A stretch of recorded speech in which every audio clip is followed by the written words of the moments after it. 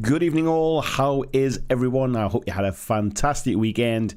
I hope your Monday is going very well, and those of you, certainly in the UK, who are having a bank holiday weekend, I hope it's been very nice. I hope the weather's been a little bit better than it has been here today.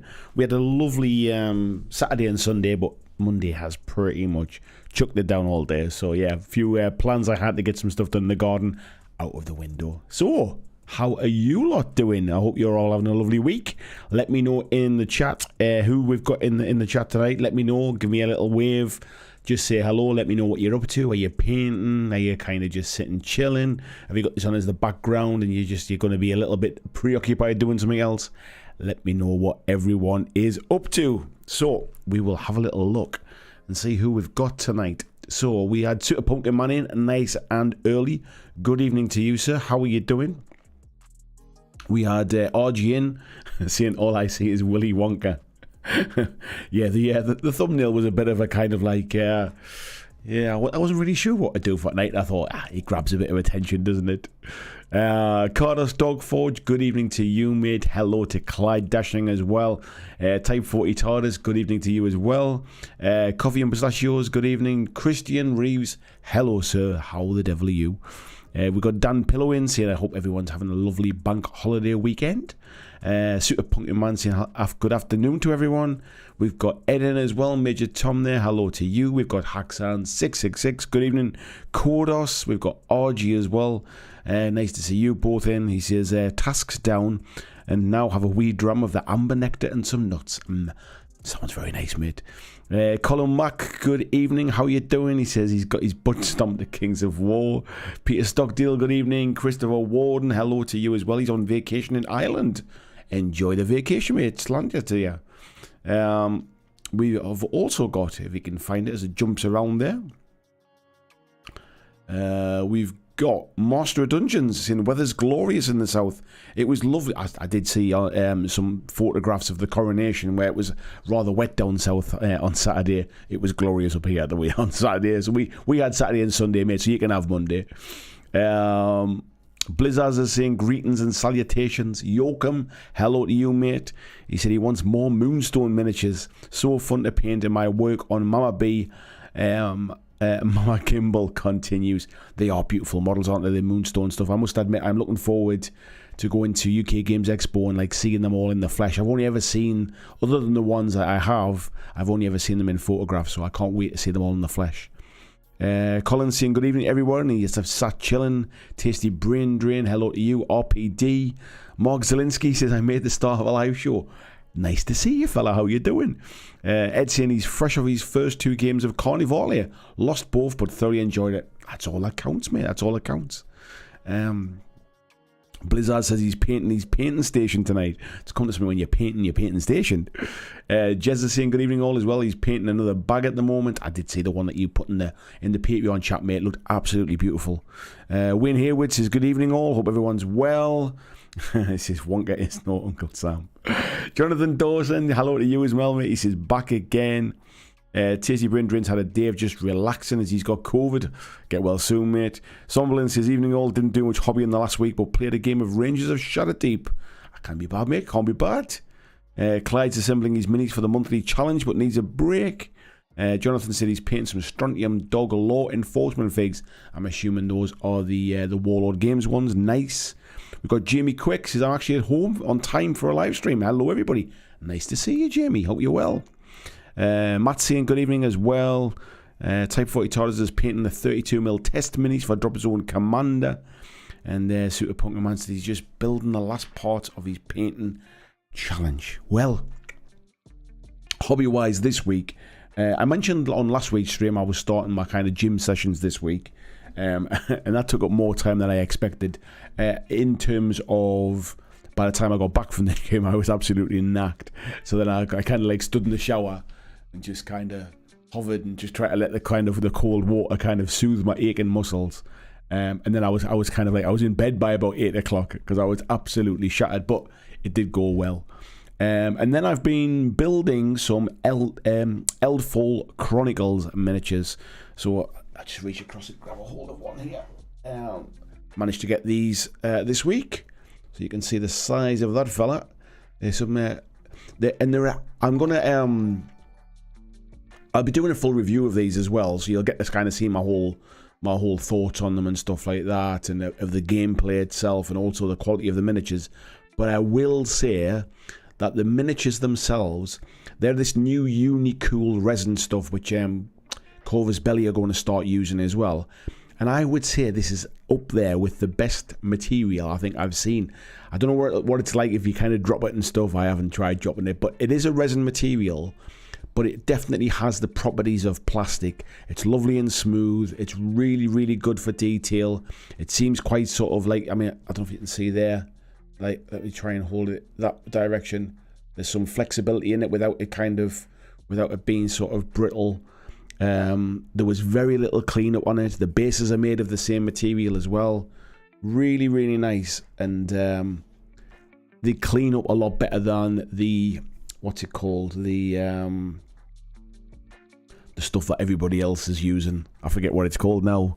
Oh, my mind's gone blank. Somebody in the chat will tell me the stuff I mean.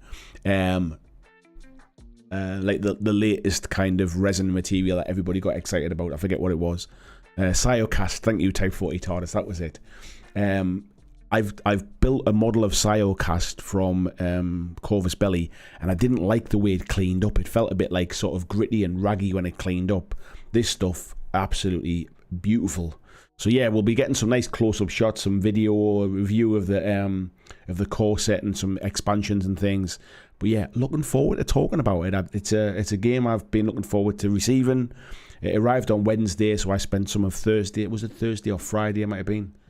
Oh no, did it arrive? It might. I think it actually arrived. No, it arrived Friday. So yeah, I spent Friday afternoon building up the models. So yeah, really, really nice, cool stuff. So that was earlier on this week, and then over the weekend, been doing a little bit of gardening sort of work, sort of tidying up, washing barbecues, and kind of getting rid of all the winter crap from the garden and the decking, and cleaning the decking, and sort of tables and chairs and all that kind of stuff. So a bit of family time. So yeah, that's been my week really.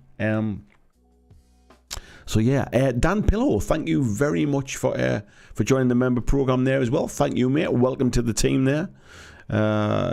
Super Pokemon says he's building the last part of his painting challenge. RG says your live stream a few weeks ago talked about cheap FDM printers. What size bed have you used for your terrain prints? So the beds on mine, I forget now. I'll tell you what I'll do, mate. I will find. I will find the dimensions. That's not what I wanted to do. Let me do this. I will find the dimensions and I will share it with you, mate. So it is a Neptune 2 printer. Here it is.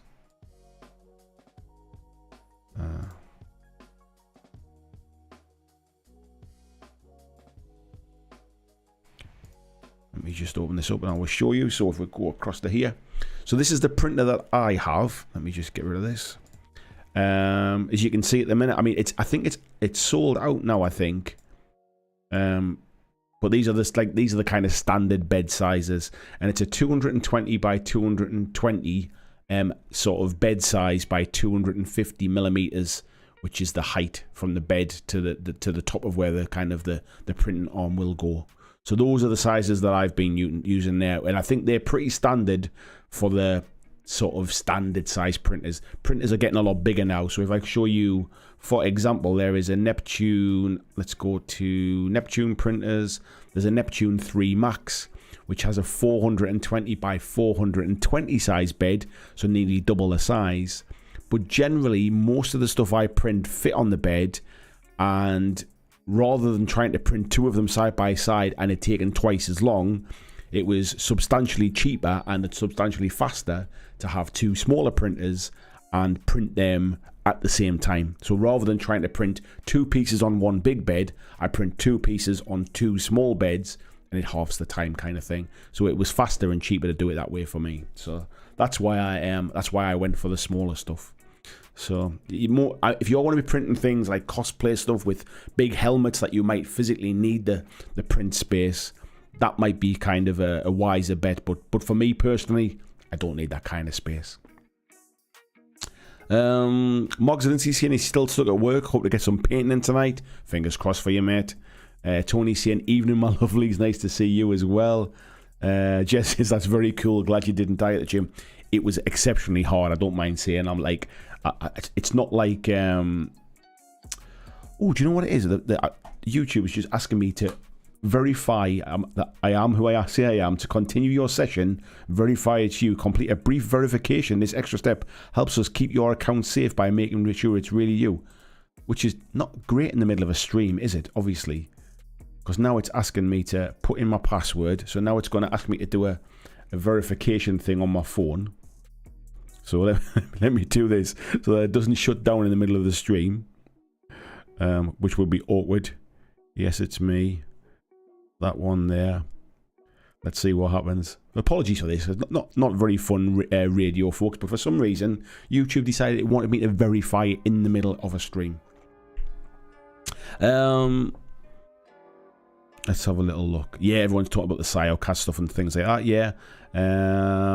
Super Pokemon Man says, welcome to the BlackJack Bacon Club. Yeah. Matt says £120. Ooh, spicy. I only paid £92 for when I got mine, mate. The first one I bought was £150 and I got it when that first launched. So I'm going back a few years ago now. And then over Christmas, Elegoo had a sale on. And that printer that the second one I bought, and I bought one exactly the same again because I was so impressed with it, was £92. And that was with free delivery as well, which was an absolute bargain. Yeah, because of Ben says that's a small size printer. It's not really, mate. Like not sort of by standard. Like if you're looking at like Ender 3s as the standard kind of FDM printer, they're all roughly 220. And what you find is the vast majority of people who make files for these kind of printers all know that pretty much everybody has 220 by 220 beds, so they make all of the files to fit on those kind of 220 by 220 beds. You can of course resize stuff and make it bigger, and I think there's only once I've ever really wished I had a bigger bed size, but for me everything I've printed off fits on it, and in multiple parts. It's already sliced up to make sure that it fits like a standard size printer. So yeah, for me, I don't find it a small printer at all. You're very welcome, RG. VJ, good morning to you, mate. Yeah, RPD saying the same thing there. I used an Ender 3 Pro, which I think is the same size. Yeah, so like the actual, I've got like a glass bed which I bought as like an upgrade for one of mine, and it's for a Creality Ender, and it's the exact same bits. All of the bits are kind of interchangeable, and the bed size is exactly the same as the Enders. Yeah. Let's have a little look here. VJ says not feeling too hot, so may flake out. I'll be honest, I'm a little bit I'm a little bit rough tonight as well, to be fair. I think I've had too much healthy food, I think, and my body's starting to reject it. I've had a bit of stomach grumbles before I started on this stream tonight, so we have to suddenly end the stream early. You know why? But I feel all right. But every now and again, my stomach goes like, so we'll play it by ear. Let's have a little look here. Because Ben says the Ender 3 is slightly larger, it might be like 5mm or something like that technically. But the bed size is definitely the same size. Because like I say, I've got the glass bed from that printer. Yeah, Coffee and Pistachio saying imposter Andy here. RG says, mind if I got one for terrain pieces and don't want to go too big. The bigger the printer, the more issues. They kind of are sometimes, because the bigger it is, the more kind of important it is for it to be completely kind of, I know we all see a level, but it's not about it being level, it's about it being perpendicular, really, about it being flat, as opposed to level. And the bigger that is, the more that's exaggerated across the size of the bed. So yeah, there is an element of that, to be fair. And yeah, like you say, if it's for terrain pieces, the vast majority of files that you'll download will be cut to fit on a like a standard size bed as well. Tony saying, I thought Andy looked different. Alex Berry, hello mate, how you doing? He says, hope you're all well. He's having the night off after a couple of days of painting his Conquest spires. Very nice, mate. Yeah. Jess is saying, are you really Andy? Apparently it just wants to check that I'm really who I say. Well, I think what it is because I've been eating healthy and exercising. It's just kind of, it's thinking that there's something wrong with me now. Yeah, VJ said he's got a bit of a tummy bug going through the family, yeah.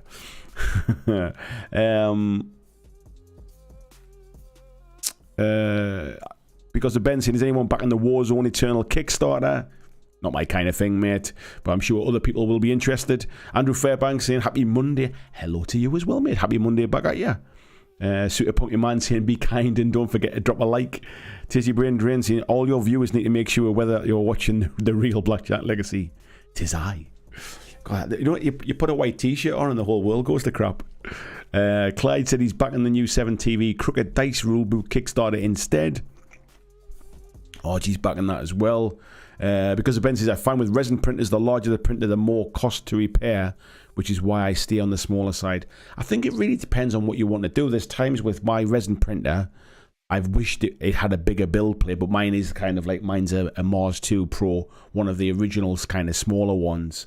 So things like the Saturn and stuff, which have bigger build plates now, there's been times I want to print bigger things on it that physically don't fit on the bed.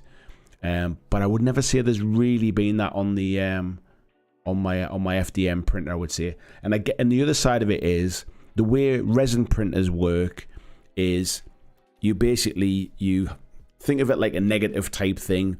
You kind of show like a negative to the bottom of the bed, and then you expose UV light through it, which hardens that resin, and then it moves up and does another layer.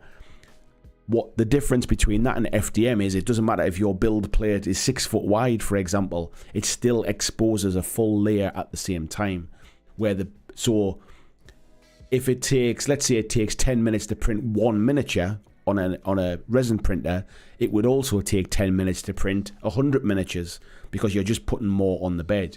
With an FDM printer, where it physically has to kind of draw around each part, the more things you put on the plate, on the bed, the longer it takes to complete a layer. So the bigger the plate and the more stuff you're putting on, the longer it takes to kind of to complete a layer. So that's why for me personally, it was more cost effective and faster to have 2 small printers than it was to have 1 large one. Christian sharing the link there for the Patreon. Thank you very much, mate. I appreciate that. RPT says it doesn't feel like a Monday, it feels like a Sunday. I agree, mate. It definitely did feel like a Sunday today. What did I do today? I actually watched the Dungeons and Dragons movie today, which I really enjoyed. Actually, I don't know a lot about Dungeons and Dragons in terms of kind of like lore and background and the history and things like that, so I'm sure there was loads of like little special Easter eggs and stuff that completely flew over my head. But as a standalone movie, just for the kind of the fun and the enjoyment of the story, I actually really enjoyed it. Master of Dungeon says, just doing a zombie dragon for my flesh eater coats. Once this is completed, with my first fully painted army since Storm of Chaos nearly 20 years ago. Congratulations, mate. It's quite an achievement to kind of finish a full army. People don't really kind of... We all kind of talk about how nice something looks or the quality of somebody's paint job, but physical getting things completed as a project is a kind of is a real pat on the back in itself, mate, as well. Kent Nelson said, I have a Mars 2 Pro and I wish you had a bigger build plate. Time to upgrade, I guess. Yeah, I kind of wish mine did, but I don't use it nearly enough to kind of worry about spending money on it, to be fair. Because Ben says, true, but look at the cost of repair. If your glass breaks on the resin, the cost of that larger LCD is very high. Yeah, I'll be honest, I've never broken anything, so I've never really thought about it from a cost to repair perspective. The thing is as well is that you buy something and the technology moves that fast in terms of size and everything else that the prices drop very, very quickly. And so actually sometimes it's cheaper just to upgrade your printer if it breaks than it is to kind of start repairing an old one, really. So there's a bit of a mixed bag there. But like I say, I've never broken anything. I've never had to spend any money on repairing it. I have changed an FEP with an FEP that came with the printer. I've bought a magnetic plate for it, just for ease of getting things off the plate. But other than that, I've not really spent any money on repairs or upgrades or anything like that. Matt says the D&D movie's a good time, no knowledge required. Yeah, I would 100% agree. There was a few little bits that even I got as like kind of references and stuff like that. I think it's a really good, just like standalone, fun fantasy movie that just happens to be Dungeons and Dragons. When I was watching it, what did cross my mind was it was almost like what we do when it comes to making YouTube videos, and where people have to put Warhammer in the title to try and get clicks on it. It's like that would have been a really good fantasy movie without any Dungeons and Dragons references. It would not have changed the story in any way, kind of thing, really. However, putting Dungeons and Dragons on it instantly made more people take notice of it, kind of thing. And I was kind of thinking of that as I was watching it, because I don't have any knowledge of it. So yeah, interesting. Because of Ben saying D&D movies, one of the better movies I have seen. Tony says, I'm sort of doing the 3D print the old school way with XPS and PVA. I like that, mate. I like it. Super Pokemon says, I saw the D&D movie with friends. It was great. RPD says, I think in the D&D film in the USA, they were giving out big D20 popcorn holders. Nice one. I like the idea. Matt says, finish miniatures. What's this concept you speak of? Yeah, that's what I mean, mate. Yeah, it deserves a pat on the back. Benson, he broke his Mars 2 Pro. Jess is, are you settled after your move, Ben? And he said it was 40 quid to repair when he brought it for plate removal. I just use a razor for the minis. Yeah, I just found that sometimes they were pretty well stuck. I could get them off, like, just kind of if I just run it under hot water just to soften it in a scraper underneath it. But I just thought for speed, that was all. Just rather than kind of jabbing at things with a sharp knife. VG said, I decided not to back the 7 TV book as you need to back the physical to get the digital as a bonus. I'll just wait and buy the digital only after the campaign. That's a bit of a shame, mate. You would think that even as a low entry point in, or even if they charge the same price for it, what difference does it make, kind of thing. Super Pokemon saying, speaking of Flesh Eater Coats, the new Warcry Warband looks awesome. I don't think I've seen it, mate, if I'm being perfectly honest. RPD saying, can't wait for Baldur's Gate 3. I'm assuming is that a video game? I have heard of Baldur's Gate, and I know it's a D&D reference, but I don't really know anything about it.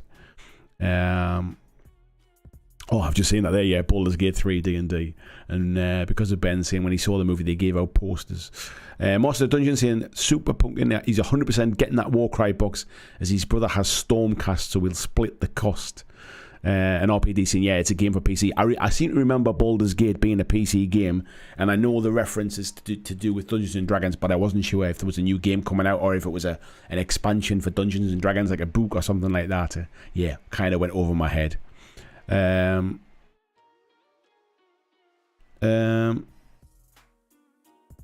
saying, amazing me how good the D&D movie is, considering it had the bad trailer and woke marketing that usually leads to a dreadful movie.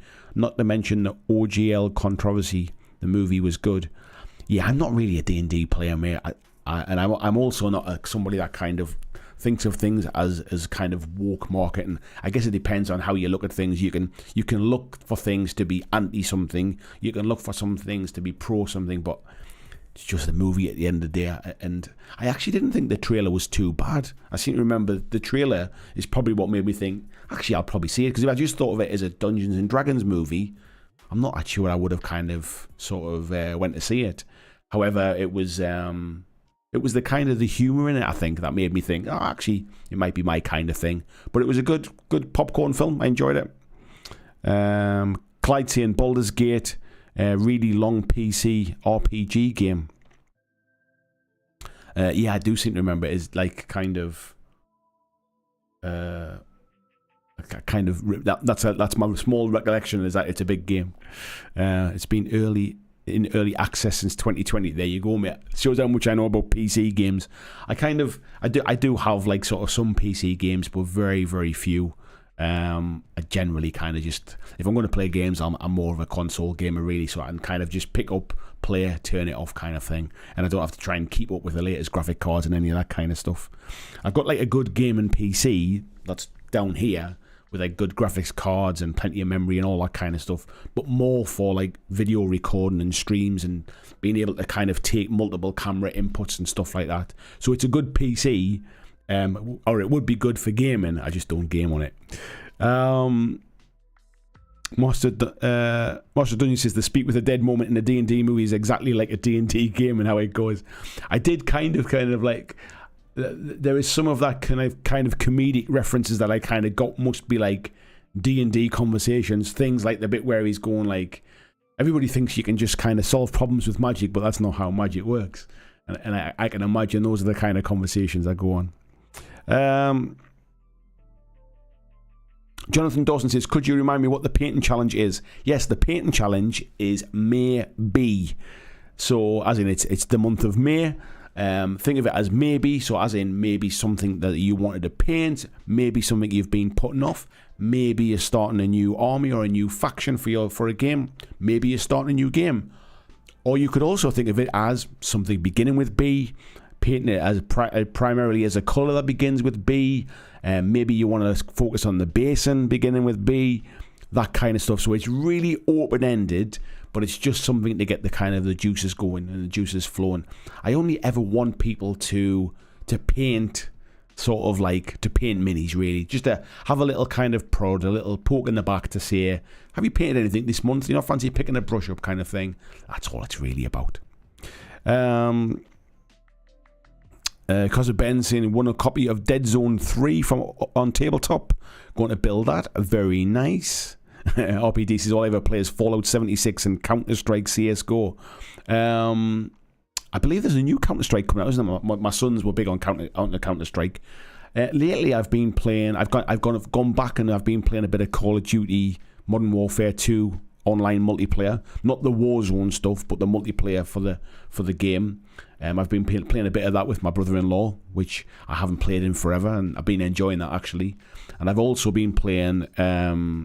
Is it Fallen Jedi? Not the new sort of Jedi Survivor that's just come out. I went and played the original one. I bought it in a sale, probably going back about 18 months ago now. And then obviously when I was starting to get my Star Wars juices were flowing again with Shatterpoint and stuff and watching The Mandalorian, I decided to start playing that. So I've been enjoying that as well. Enjoyed it. Yeah, RPD saying, yeah, CSGO 2. Yeah, my son was telling me about it when we were at Warhammer World, sitting eating our burgers, having a beer, and he was telling me all about it. Master Dungeon says, if GW ever sent their stuff out to Element, I could have my big call for B, but I'm still waiting. They're useless at the minute.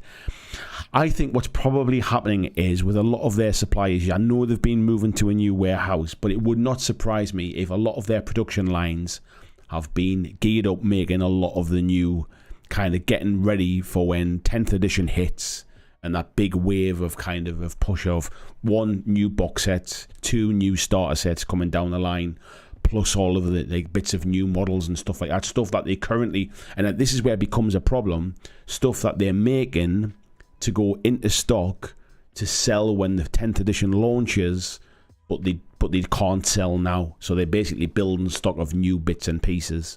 And that's a problem because it's not like they're selling through stuff and then replacing it with new stuff. There's a lot of investing in kind of an inventory in that early days of a new launch.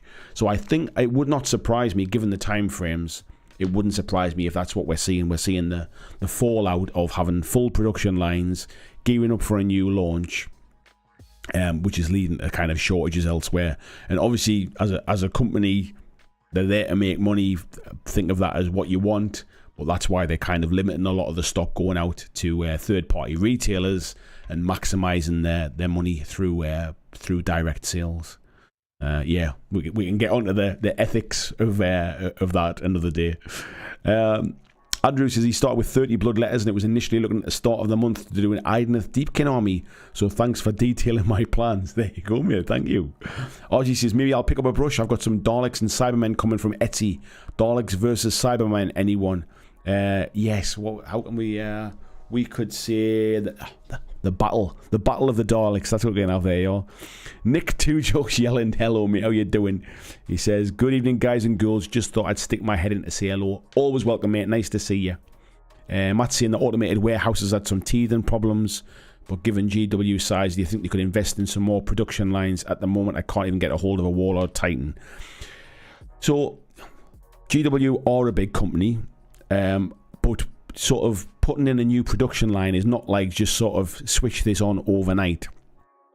Like, I used to work in manufacturing, and I know what it's like to purchase new production lines. Like, First of all, when you're a big company like a PLC, there's all sorts of kind of paperwork to sign off capital expenditure, which is the money you're going to spend on buying new equipment. You need to get sign-offs. You need to look at paybacks. You need to look at the kind of business model. Where do you see the 5-year plan is? What's the payback on investing in new equipment? Because what you don't want to do is, let's just for argument's sake say they're maxed out at the minute, and you pay for a new production line, but the new sales that you generate from that only half fills it. You're then paying for staff for full time, but it's only running half the time. You've invested in a new machine, and now the payback is twice the amount of time because it's only running at half capacity. Like, there's all these kind of things in business decisions that people don't necessarily see. On top of that, you need to have somewhere to put it. GW had run out of space not that long ago, and they were investing in new warehousing and that kind of stuff. That's only just starting to come online now. So there's a million reasons from a purely business perspective why it's not just as easy as just flick a switch and put some more production lines in there kind of thing. But that kind of stuff nobody ever wants to hear about. Nobody wants to know sort of how the sausage is made, as they say. Colin Mack saying rumours the new warehouse software is an issue with stock calculations. Quite common in that kind of stuff. I've been through all those kind of things. When you're starting to put new warehousing software and stuff in, always kind of gives you problems. Super Pokemon saying, Andrew, you could still paint Deepkin, just will be beneath the sea. There you go, mate. You got it. RG says, implementing new warehouse management systems are always fraught with danger. I've seen companies grind to a complete stop, even with copious amounts of testing. It's one of those things where you obviously do all of your risk analysis stuff up front. You put all your kind of plans. I used to work in project management, so this is my kind of bread and butter stuff. You put all those risk analysis stuff up front. You look at detailed plans, what to do if this goes wrong, and you look at kind of what's the risk of this going wrong, and what's the likelihood of that risk happening. And where you have things that are high risk, like highly likely that it'll happen, and it'll happen frequently, those are the things you focus on. And the things where you say it's unlikely to happen, and it has a low risk impact, and it's unlikely to happen, those are the things that kind of get pushed to the back of the project, and you don't worry about them. Unfortunately, what tends to happen is if one of those things come up, there's no plan in place to kind of to put things right. So Lord only knows what they're up to, but I can imagine it's not as simple as people think it is. Matt says, I take back my wibble. Wasn't aware of all the ins and outs of setting up a production line, just assumed it was GW being tight-fisted. What generally happens is, mate, is like, it's... So, as an example, I used to make toilet rolls. That was the company I worked for made toilet rolls. And to buy a production line to make toilet rolls cost in the region of about... I would say about £2.5 million for a production line to make toilet rolls. If you want to buy a machine that makes the tissue itself, you're talking in the region of about £50 million. So as you can imagine, like, that you have to make sure that when you invest in that equipment, there is a customer base out there to buy all of this new product that you're going to make. And if they're only going to buy a portion of what it can make, it doesn't make sense to invest in the new stuff. But unfortunately, the flip side of it is you end up with just lots of people complaining about not being able to get their stuff in time. It's kind of supply and demand, but you don't want to oversupply the market because that drives down prices. RG says allocation tables failed and no one knew what anything was. Nightmare. Yeah, 12:15 nowadays for weeks. Yeah. Master Dungeon says, I just recently bought a whole new Slaves to Darkness armies. I missed being super evil. I want to start getting demons for my Be'lakor eventually. Nice one. Andrew said, it isn't the warehouse software, it's the human error. I don't know what it is, mate. I don't think anyone knows what it is. And GW are not necessarily the kind of company that shares what their problems are. Like, for example, if there was a shortage of, let's just say, I'm looking around it to, is there anything I could reference it to? Not really in this room, but let's say there's a shortage of Guinness. I've got a Guinness mug down there. If there was a shortage of Guinness on the shelves, I'm not sure that like sort of St James's Gate in Ireland would give us the full details of what the reason is why there's a bit of a Guinness shortage at the minute. That's just not what companies do generally. Jess says everybody wipes. Everybody does wipe, mate, but everybody buys them from different places, and there's only what's interesting about it is, and I guess it's relevant to what we're talking about, and it'll probably be relevant to what we're talking about later on as well, about kind of who's the target market. Everybody, you would say everybody buys toilet roll, but technically it's something like about 90% of the population. But there is a finite amount. People don't use more toilet roll. Like, you're not infecting people with dysentery just to try and kind of sell more toilet rolls. So there is a finite amount. So if you take the UK as a country, there is a finite amount that is available. That is the market. The market is like, let's just to keep round numbers, let's say it's 100 tons of tissue. It's way more than that, but let's just say it's 100 tons of tissue in the UK per year. And then that 100 tons gets shared out amongst all of the different people that make the stuff. Some people will have stuff left on the shelf. Some people might run out and they won't be able to make enough because sales of their products going really well. But all you're trying to do is steal little bits of market share, and kind of like, maybe you're trying to promote yours to make it cheaper so people buy it. Maybe you're trying to improve the product so that people buy it. But essentially there is a fixed amount of market, and you're just constantly pulling to try and steal market share from competitors. Now, how can I make that relate to miniatures? What the kind of the title of tonight's chat about who are miniature games like aimed at, who are they targeted at? The question is do we have a finite market? Like, let's say take the UK as a whole. I won't kind of concern myself with the whole world at the minute, but let's do a little bit more than I know a little bit more about. If the UK has let's say of a country of 60 million people, 1 million people play games, and that's it. 1 million people. It never grows more than 1 million. And basically all of the different games companies are just supplying that 1 million people with miniatures. And sometimes they buy Games Workshop stuff, which is like the #1 brand. And sometimes they see something on offer, so they go and buy that. But while they're buying that, they might not be buying Games Workshop stuff. Or while there's a new company brings a new game out, so they improve something, so they go and see that. And essentially that's what happens. People move around. So my question about tonight, the main stuff, is really about sort of like, who are they marketing at? Because I'm not that sure that games companies are necessarily marketing it at new players, at the people that haven't decided to buy in yet. And that's kind of where I want to get to later on. Let's have a little look down here. Andrew says, as G.I. Joe says, annoying is half the battle, the other half are fighting the battle. Deep Red, hello mate, he says, hail and well met my dear heart. Covey's saying, that's a really interesting insight. I've never really thought about production in such ways. I was an electrician originally, so I worked in manufacturing from an electrician point of view, sort of repairing machines and stuff like that.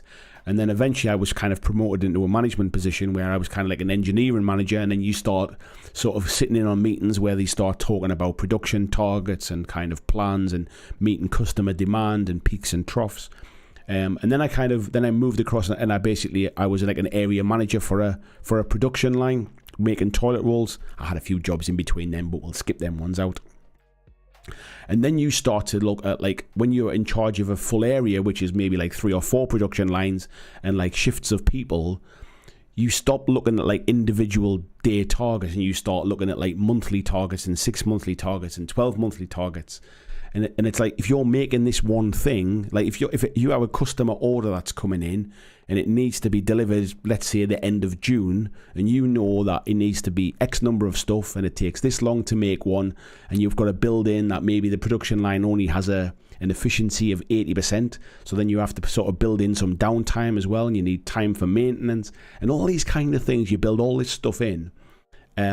You say, right, well, in order to hit that target, I need to be starting to make that product, let's say 5 weeks before it's due to kind of go to the customer. And GW do exactly the same thing. The difference for them is they have limited numbers of production facilities. They don't have any external facilities, and they are making stuff potentially like a year in advance. So they're producing that model. Because the packaging is then coming from China, they're bringing in all the different raw materials. It then has to ship around the world, so it's in the right place for launch. So they're not working on kind of make it today, deliver it next week. They're working on make it now, deliver it at Christmas kind of thing. So it's quite interesting when you're starting to get into it. And it's definitely not as simple as people think. It's just like, like, well, just go and make a bit more. That's not really kind of how it works. Tony says, remember all this manufacturing stuff from my Bird's Eye and Unilever days? Yeah. Christian says, get your BlackJack Legacy merch here. Thank you very much, mate. Somebody bought a t-shirt recently. Thank you very much. I'm not sure who it was, but I appreciate that. Very kind of you. Andrew says, the current problem is supply. Has honestly been since Carrion Empire. They got bit by low Dominion sales, but Indomitus made them print more for the only time ever. It's honestly not that simple, mate. It's not.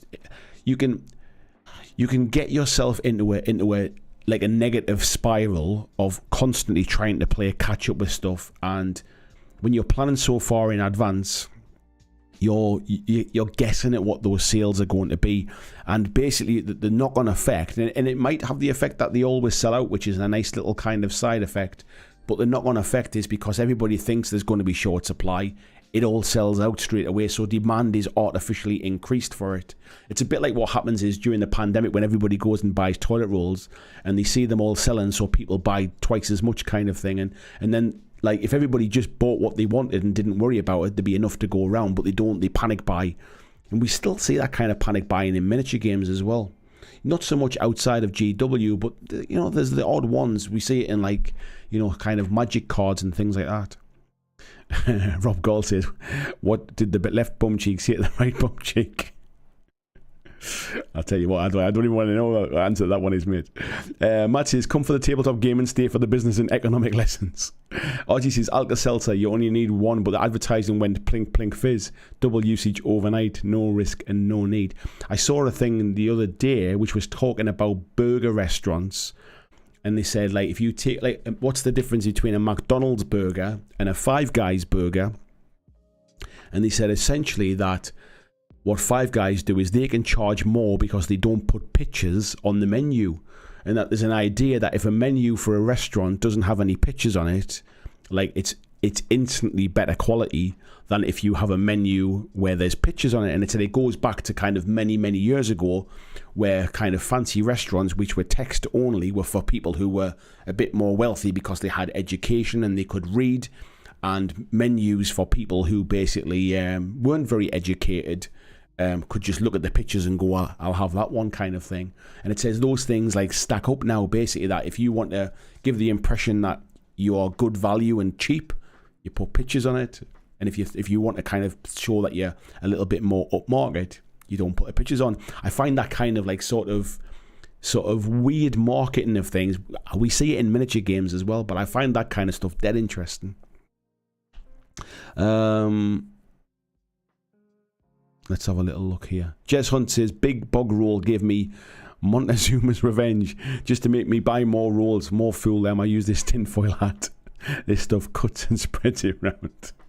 Good evening, Peter Kuhn. How you doing? RPD says it mainly seems like they are targeting players, not new players, and that's kind of the point I want to come on to, mate. When I get to the main topic, is I don't think that, like, I don't see the size of the pie getting bigger. I see maybe sort of GW players are spending more money because I think things have gone up in price and there's more releases and people feel like they need to have everything, and then we factor in the shortage of supply, so people go, well, if I want it, I better buy it now because it might not be around later, and I think that's increasing sales.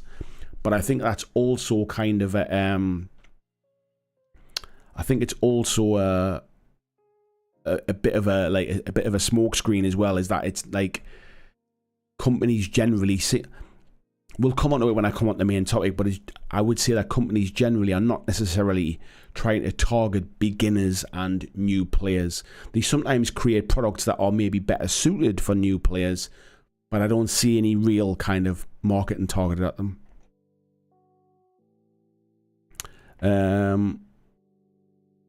Let's have a little look here.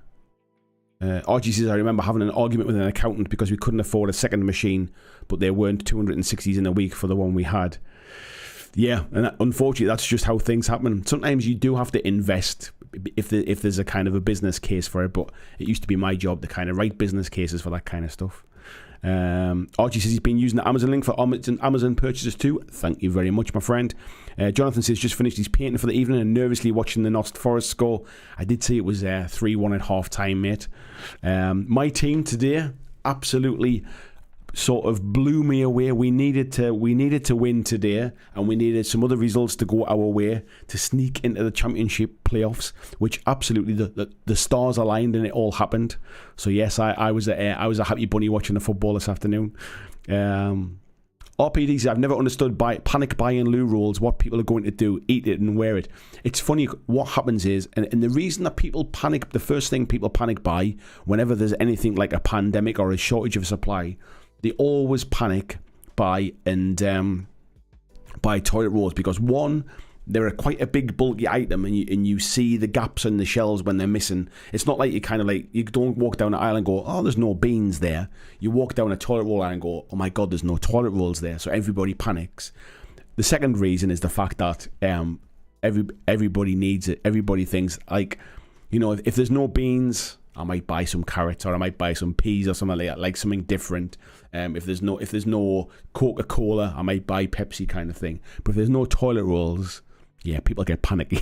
So there you go. Andrew says that's because all of our USA toilet paper comes from China. I'm being sarcastic. Go ahead and correct. I will correct, mate. You may have some imported into China, but generally, toilet tissue and tissue in general is so light and so bulky that it is very uneconomical to ship it in overseas. Generally, you will always have your manufacturing kind of in the country where it's made. It's slightly different within mainland Europe because it gets kind of like transported around Europe. But generally, like in the UK, we import very little toilet paper. Most of it's made in the UK. In America, I don't think there's any imported into America. It's all made kind of like in the US because you're just introducing cost to basically ship huge pallets and lots of kind of sort of containers of very light product across the ocean, which is not the best way to do it.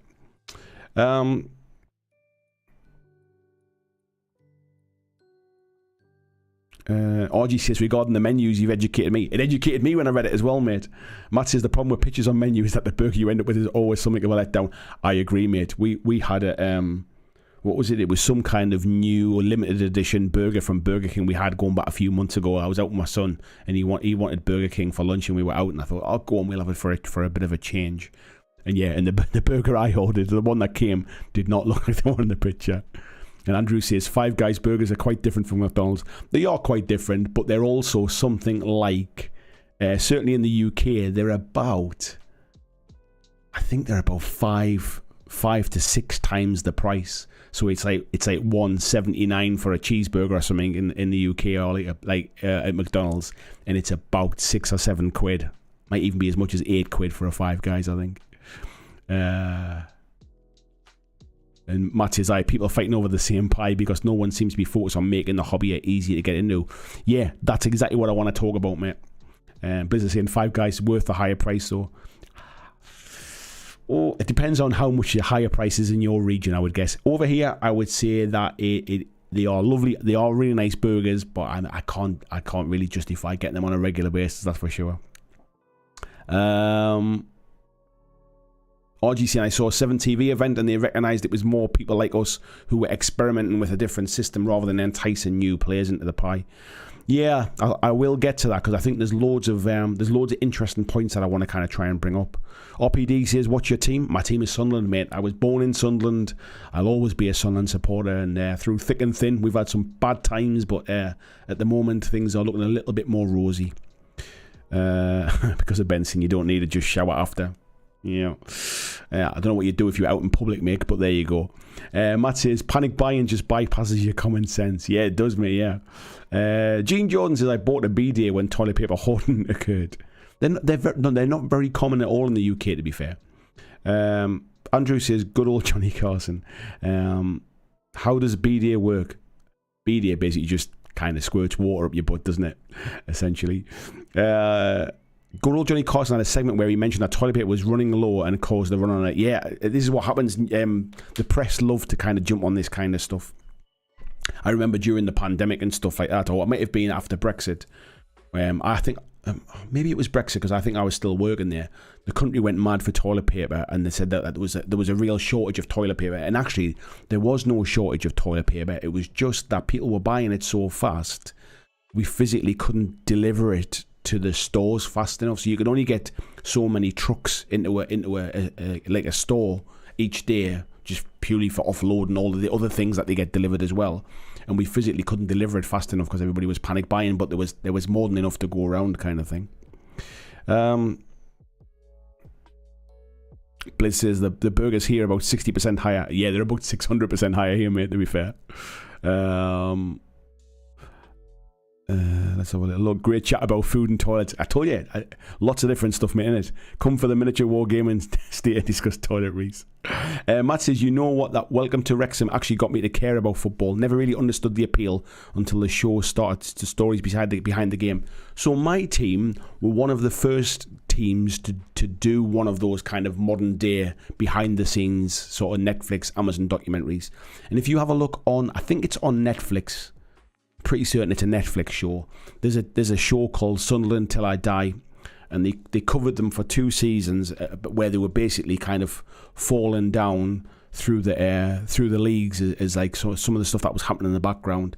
And it's really interesting to kind of see some of that stuff that happens in the background. It's to see the people that live in the town, how much it means to them, the players, how much it means to some and how little it means to others, the management and like the kind of like the executives, and how they are actually, like, they might be hated by the fans, but like they're not just sitting there kind of counting their cash and twiddling their thumbs. Like, there's a lot of stuff goes on. I find those shows excellent. Christian saying, if you're shot in the UK on Amazon, don't forget my affiliate link. Thank you very much, mate. For those that don't know, affiliate links, if you click on my link, it takes you to the Amazon webpage. Any shopping you do is exactly the same way it always is, but because you've gone through my link, I make a small commission. It's a nice way to help support the channel without it costing you a penny more. So if you do shop on Amazon anywhere, it's always appreciated.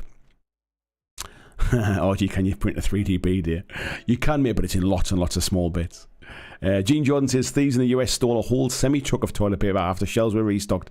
They abandoned it once they figured it out. All ended up getting donated to charities. Yeah. Dan says, I'm really getting hungry now with all this talk about burgers. Matt says Sunderland Till I Die was the reason Rob of Only Sunny in Philadelphia decided to buy a British footy team. Yeah, it's a fantastic show, mate. I love it. And I think last season, when we got promoted from Division 1 up into the Championship, the cameras were there filming it again that season, so there should be another sort of documentary, a bit of a follow-up when things are on a bit more of a happier time. RG says, regarding sports programs, I love to see similar show about Worcester Warriors or Wasps. I love watching those kind of shows. I watch all of the I subscribe to the NFL Game Pass, and I watch all of those kind of the Hard Knocks documentaries. So every season they pick a different team and they do like a behind the scenes things. I love all of those like all or nothing documentaries about the All Blacks or about football teams, the basketball things. I love the ones where they follow like a college football team or a college basketball team and do all that kind of stuff. Those are perfect kind of shows when I'm working to kind of just have on the screen in front of me, almost just like listening, not necessarily having to watch them. I just love like documentary type stuff. Master Dungeon says there was a video from some supermarket chain in Australia that people were refusing to bring back their bulk bought loo roll. Their attitude was, nope, you couldn't sell it on eBay, you're stuck. Yeah, I guess you're going to use it at some point, aren't you? Good morning, Camo, how you doing? Andrew Fairbanks has got on the Newcastle bandwagon because of True Geordie, but as an American don't have any ill will towards the Black Cats. I'm a sports fan in a mini wargaming world. Yeah, there's not many sports fans, I would suggest, mate. Generally you tend to find it's kind of very much, sometimes a bit anti-sports at times. But I was into sports long before I ever got into miniature wargaming, and sports is a nice distraction sometimes. It's nice. It's a kind of thing where you can sometimes get that community feel. It's fun to follow your team, especially when your team's doing well, or if your team's or when they're not doing bad. I should say. it's quite nice to kind of have that kind of that community and stuff. RPDC has never been in any sports.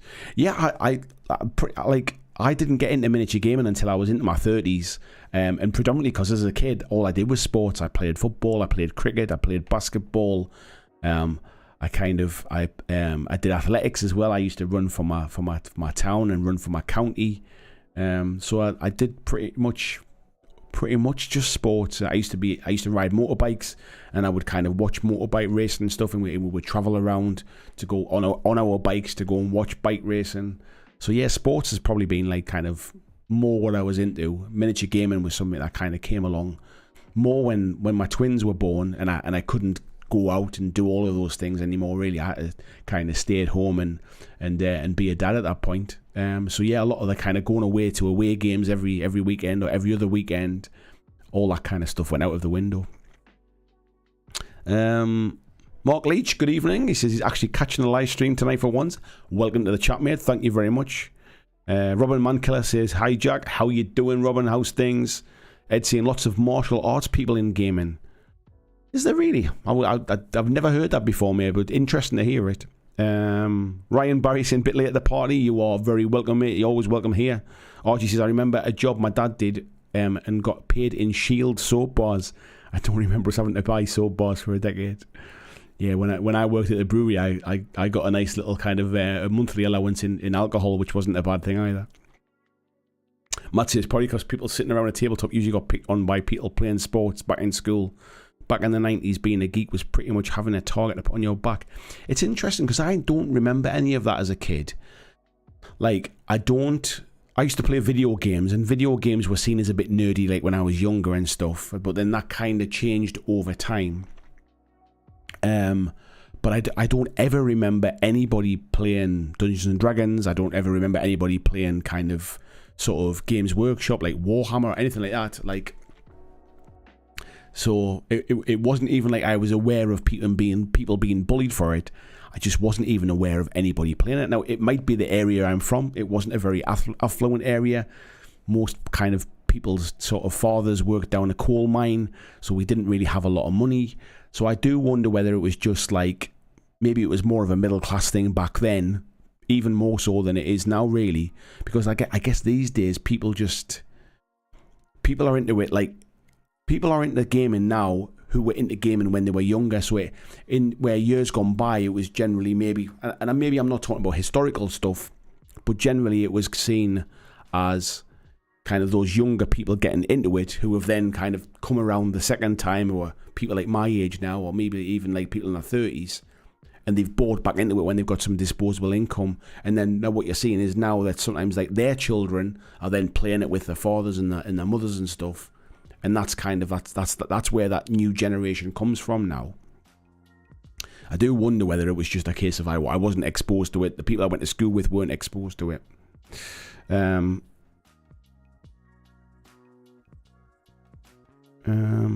RPD saying all I was into when I was a kid was video games.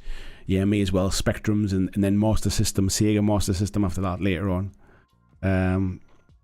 Andrew says you have a hand up to the LSU bandwagon whenever you want it. Nice, mate. Robin said he's been deep in the Kings of Warhol. Have you picked a new faction or something, or a new army? Are you getting into the game? Have you been into it for a while and you're getting back into it? What's the story, Robin? Haxan saying black belt in karate, haven't started in 72. Wow, mate. Gene said he got into the hobby in his early 20s, and I loved it as a kid. I'd have loved it as a kid or a teenager, though. Yeah, I guess I just never really was ever really given the option. I would suggest. Certainly never had the money. I could never afford to buy miniatures and paints and that kind of stuff.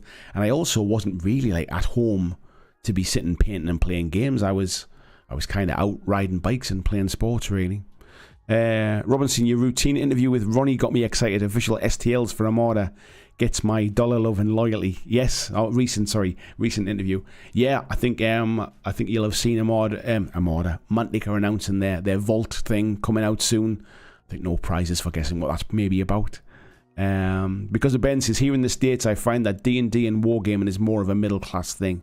Yeah, I think it generally is here as well. Maybe not D&D so much these days, because you can generally, I think with the advent of PDFs and kind of like sort of maybe illegal means of getting hold of books and things like that, and the fact that you can play with online versions, things like, what's it called again? Roll20 and stuff.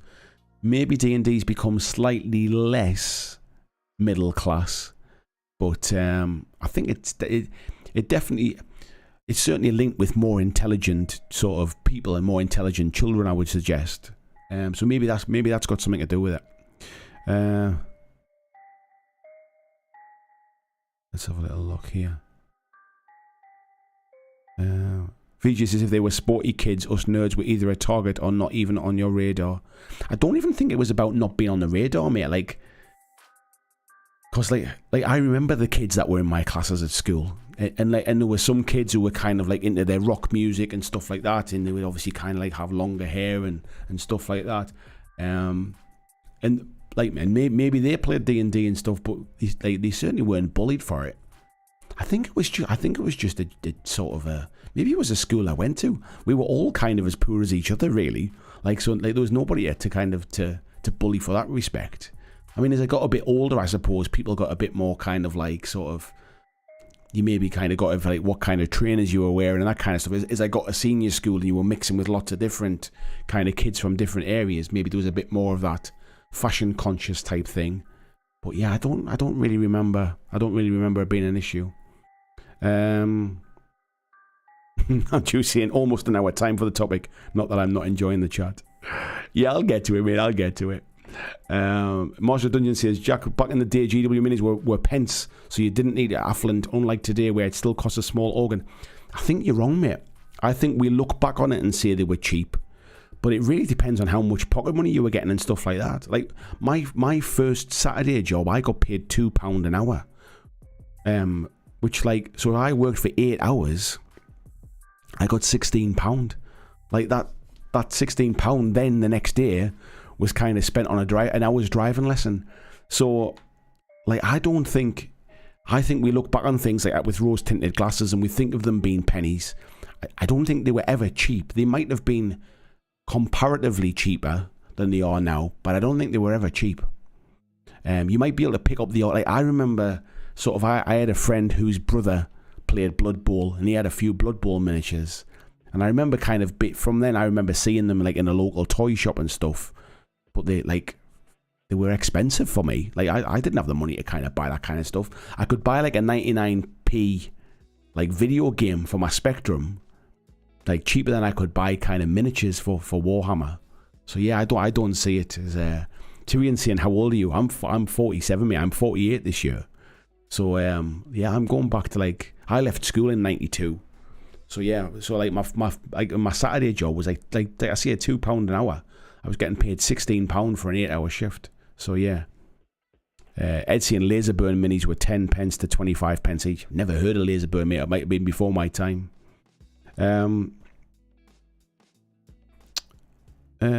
Just saying, I'm Andy's age, working class lad. We did RPGs because it was cheap. We wrote our own, had very few minis, got a few kick-ins for being a nerd. I just don't remember my school having anybody that you would class as kind of necessarily a nerd, really. And like, it's not like I wasn't, I certainly wasn't a bully, and I wasn't that kind of like sports sort of, I suppose, jock, as the Americans would call it. Like, we all got the buses together. We all like kind of lived in the same area. I just don't remember that stuff. Because of Ben says, I remember seeing the Mighty Citadel from GW for sale for $150 or $1.50 maybe. My parents wouldn't buy it for me. Or Mighty Citadel for $150. RPD says, I was born in 91. Yeah, I left school in 92, mate. Type 40 Toy says, in the early 2000s, a 10-man Marine squad was $20. Not the 50 it is now, but there's been a huge increase beyond inflation. Yeah, you know what, mate? I'm not so sure it's as simple as that, mate. I'm not sure it's as simple as that. RG says, I got picked on because I stood up for myself. My sports master got me to focus on anger and energies into rugby. Yeah. Yeah, Tyrion says my first wages were £6 for the week. I remember my mum saying that £5 a week was her first wage when she first met my dad. So yeah, things have changed a bit. 1845.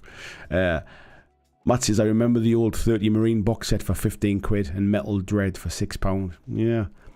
Oh, Ed's saying 15 mil rather than 25 mil. Laserburn was the original 40k. Okay. So yeah, it's not a name I've really heard of. I've heard people mention it, but I don't know anything at all about it, really, to be fair. Mark Watson says, the thing that made GW cheaper back in the day was that they only had about half of the models. The rest you had to either make yourself or improvise. Yeah, and I guess a lot of them were metal as well back in the day, which kind of, like, maybe they're just like raw materials. The overheads as well. They didn't have 1,000 people on the payroll back then either, did they? Tavinda says, I hope you're doing well. I am, thank you very much, mate. He says, do you think the GW will support the old world enough to compete with AOS? Curious what your thoughts could be on that. And thanks again, keep up the great content. Thank you very much, mate. So, what do I think about it? I don't really have any strong thoughts on the old world. I've never played Warhammer Fantasy. It's never really been my thing. I do see that they're going to be making some plastic kits. It looks like they're focusing very much on a smaller number of factions rather than kind of going really wide and deep with lots of different factions. I assume over time they'll introduce more. It wouldn't surprise me if there's a limited number of models for each faction, and that we'll also see some kind of resin stuff from Forge World coming into that as well. But I think your main troops will generally be plastic. Almost a little bit like a Mantic sort of methodology, I think, in the early days. I don't think they see this as a challenger to AOS. I think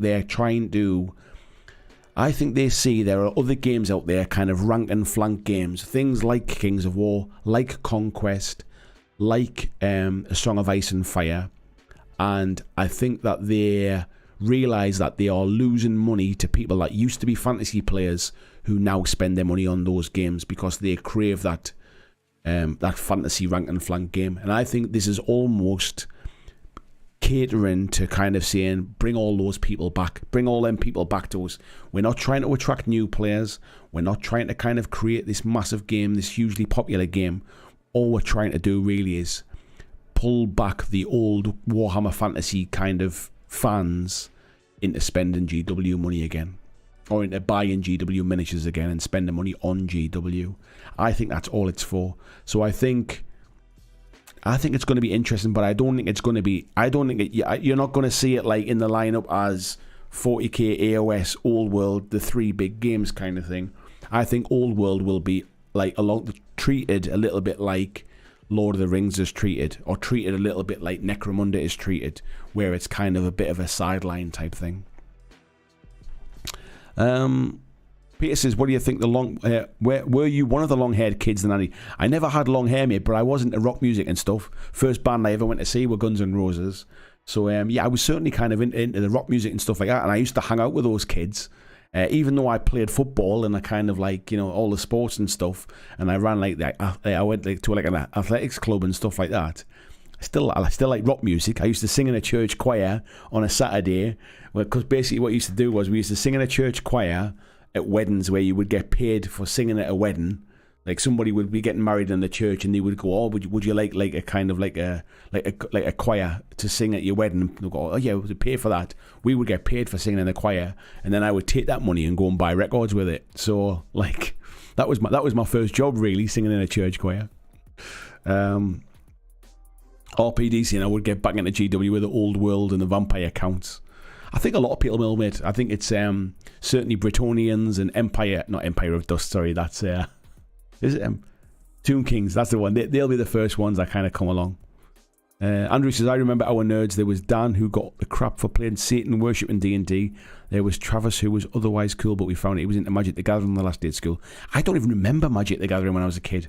When I was a kid, we also used to have Panini football stickers, and I remember trading cards, but they were like football trading cards. I don't remember anything like Pokemon or Magic the Gathering or any of that stuff. Matt says, my first paper round, £3 for Lord knows how many houses with a local free paper. Yeah, I had a paper round as well. Andrew says, then there was me, the nerd, because I came from Texas, but knew math 3 years ahead of everyone else. Accent and knowledge, what a combo. Matt says, the only thing I loved about Warhammer Fantasy was the Goblin Doom Diver. Bloody loved that as a concept. Little gobble flapping his arms and then plummeting his sticky spike helmet into a unit. Yeah, I don't remember any of that stuff, mate. It's kind of over my head. Yeah, because of Benson. I think those players are a bit older. I don't think young players will flock to the old world. I don't think this is aimed at young players, to be fair, mate. I think this is aimed at those kind of, I guess the word would be grognards, who have basically longed for it to come back. RG says they'll only get those Kings of War and Conquest players back if they drop prices, and then that causes them issues for other game systems. I don't think that's what it takes, mate. I think they just need to come up with some really cool models. Like as much as I like Mantic and Parabellum and stuff, I wouldn't say either company has a really good range of high quality models. They have some high quality models and they have some beautiful stuff, but I don't think either of them have a full kind of range of really like nice stuff. I think that's where GW will just step in and mop on that kind of stuff. There are many people will jump ship at the first sign of it. Some won't, but I think many will. Matt says, that was why Titanicus and Aeronautica were released, both aimed at those of us who suffer for too much nostalgia. Fortunately, both games are pretty good to play. Blood Bowl, I guess, is a similar thing as well. Necromunda. Ed says, Magic was after you left school. Yeah, I don't even remember the first time I heard of it, mate. I don't even remember when it. I've got no idea when it started, and I can't remember the first time. Maybe just Magic the Gathering. When would I have heard of that? It might have even been when I had kids. They might have been into it, to be fair. And Matt says Magic came in the early 90s. You're out of school by then. Yeah, I mean I was at college and stuff like that, but I don't remember it being a thing at college. I certainly like nobody played like D&D and stuff with the kids at college and stuff like that. Master of Dungeons says Old World will be like Horus Heresy. They'll eventually get a grand tournament but still be a fringe following. News from Warhammer Fest is it's literally Old World, so no Lustria and that side. Yeah, I think that's a good reference point. It's essentially going to be the Horus Heresy of fantasy, basically, isn't it?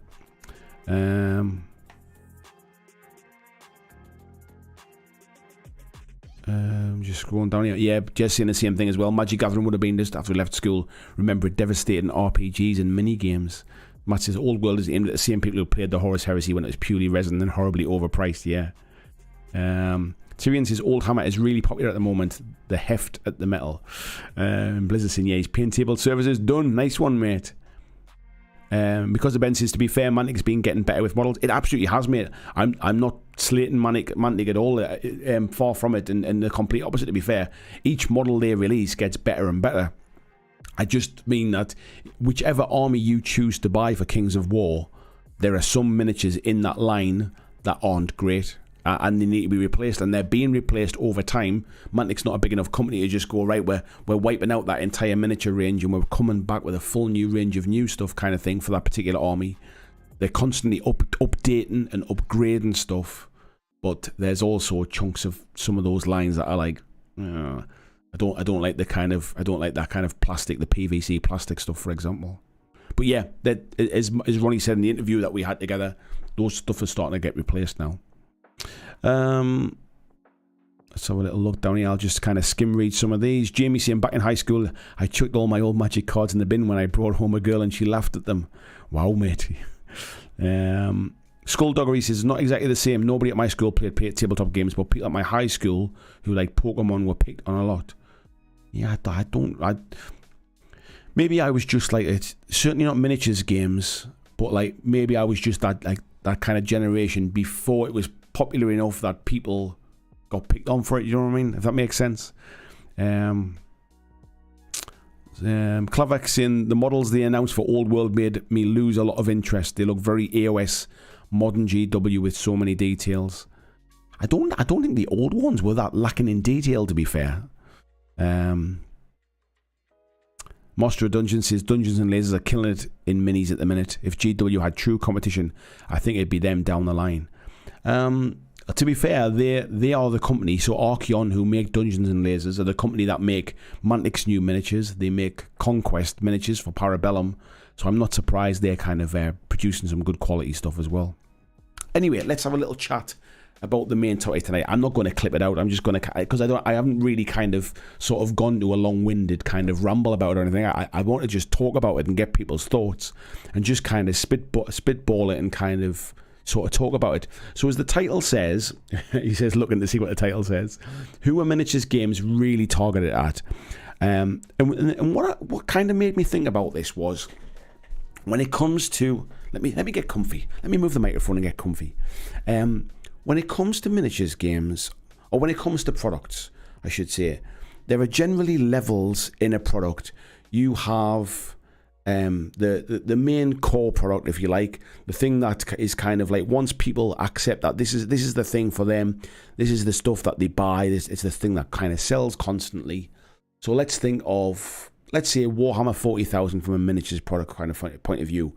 Once people get into Warhammer, they might start with buying the odd box set here and there. They might even start with buying some of those like early starter sets, you know, the smaller, the cheaper ones. And they might buy a few paints and a few brushes. And then once they kind of know what they're doing, they're either buying in with the big starter boxes, be it the kind of the Indomitus type things. They're buying with the big starter boxes. They're buying an army box. And then they're starting to buy miniatures for their different ranges and stuff like that. So from a Games Workshop point of view, there is maybe a path from buying, they're not even starter products, they are less expensive products to get your foot on the ladder, and then people start to spend more as they grow an army. However, Warhammer 40,000 as a game doesn't change. It doesn't matter if you're spending £30 on it. The rules you're trying to learn to play the game is the same game as if you spent £30,000 on it. Now that's true for pretty much any game. So all games really are kind of aimed at this level of, if you're into miniatures games, start buying miniatures and then start playing this big game kind of thing, like this collectible stuff. But I wouldn't say there were necessarily any products that are aimed at that person that says, you might want to get into Warhammer down the line, but here's a much simpler version. Here's an easier version to kind of ease you in. You need a lot less models. The rules are a lot less complicated. It's kind of dip your toe in, try it out, see if you like it, and then work up to that bigger game. It's instantly a jump from, I might be interested, I need to spend hundreds of pounds. Now, there are games that are obviously a lot cheaper, but even those games don't necessarily have an entry point in terms of, here is a stripped down version of the rules, here's a slightly easier version, here's a less expensive version or something like that. So it always feels, when you look across the different games companies, they're all aiming their games at people who are gamers or people who are miniature painters and hobbyists already. They're aiming their games at people who have already decided, I'm a miniature gamer, I'm into this kind of hobby thing. Like if you take Mantic as an example, they might have less expensive miniatures, but they're multi-part miniatures where you kind of have to build them according to the units that you're going to use. They haven't up until recently had instructions in there, and Mantic's reason for not putting instructions is because, you know, our customers are experienced hobbyists, they know what they're doing. I just feel like that all of these different games companies aim their games and aim their miniatures at experienced miniature hobbyists and miniature gamers. So if that's the case, who grows the market? Who grows the player base? Is it left up to us? Is it our job as gamers to then go and recruit new people to try and bring them into the hobby? Is it the job of store owners to try and market their store and their product and try and bring people into the store and introduce them into games and then have lots of options of different games on the shelves? Like, geek culture and nerd culture, if you like, is probably at its highest point in my lifetime anyway, where it's acceptable now. Like, people don't necessarily get bullied for playing D&D or playing Magic the Gathering or playing Warhammer. Like, you might get the odd kind of like snarky comment, but people, I wouldn't say, are necessarily bullied for it so much now. It's much more acceptable. Like, look how big Warhammer is now. Look how big Dungeons and Dragons is now. Look how big Magic the Gathering is now. Video games have kind of bridged that gap. Marvel movies and DC movies and comic books have bridged that gap. Like video games are now mainstream. Like if you went to the cinema recently, you had a Dungeons and Dragons movie, you had a Mario movie, you've got a Marvel movie, you had a DC movie. Like, the world's changed now, so geek culture is at an all-time high. There are lots of people out there who might actually quite like to get into miniature gaming now because it's more accessible, it's more acceptable, and I think the quality is the best it's ever been as well. And there's lots of different options. But I always feel like the games themselves are not aimed at that beginner. They're not aimed at that first-time kind of miniature geek. And if you don't have somebody sort of holding your hand and getting you into the game, I don't necessarily think the companies are kind of lowering that entry point to bring people in. And when I say lower the entry point, I don't necessarily mean change their main games. I just mean have an entry point that says, if you like this, here's the next step up. So yeah, that's kind of like, that's where my head's at. I'd love to know what you lot think and what you're all kind of, what you think about that. Let me have a little look here. Let's have a little look. Peter's saying, oh, he's chatting to Matt there, sorry. Let's have a little look. Andrew's saying, as the whale who owns every army for AOS and 40k, the guy who's tuner, 40k tuner, the guy who's got 2 or 3 armies but could just justify buying all of them if I told him the end cost. Yeah. Jess says maybe the magazines are the intro to GW. I'm not so sure, mate. I mean, would you stumble across a Games Workshop magazine? Would you stumble across a White Dwarf? Like when I go looking for one, the odd time that I decide to buy a White Dwarf magazine, they're actually quite hard to find on the shelf. Like in a Sainsbury's or like in a newsagents and stuff. They're never easy to find. Everything's like stacked up. Like even to the point where sometimes like the White Dwarf doesn't even necessarily seem to show like on the front cover high enough to kind of cover the magazines that's covering it in front of it. Matt says GW are trying to change that jump by providing modified rules for the Combat Patrol box sets in 10th edition, but even then it's still £95 for a taster box. I don't even necessarily think the cost is a barrier. I think the daunting kind of realization of, oh my god, like how on earth do I get started in this is generally the barrier. Like it's alright buying that like £95 box. Like people buy £60 video games all the time. Like it's not. I don't think £95 is necessarily seen as a barrier if it's everything I need to play that game kind of thing. Or like I buy this army, I don't need to buy any more models kind of thing. I don't think that's necessarily the barrier. What I see as the barrier is when they see the rule books about that thick kind of thing, and when they see people playing. Or when they see people playing and it's only the 2,000 point games and they go, oh well, there is this small point game, but nobody plays it. If I want to play, I've got to buy all of these models, and then all of a sudden you see but it's going to cost me £500 or £600, and then that becomes the barrier. I think like sub £100 is an entry point. It's a barrier for some people, of course it is, but I don't think it's the barrier for everybody that you might think. Master Dungeon says AOS and 40k are both designed to be best played at 2,000 points, so are definitely aimed at making people play with larger amount of minis rather than smaller forces.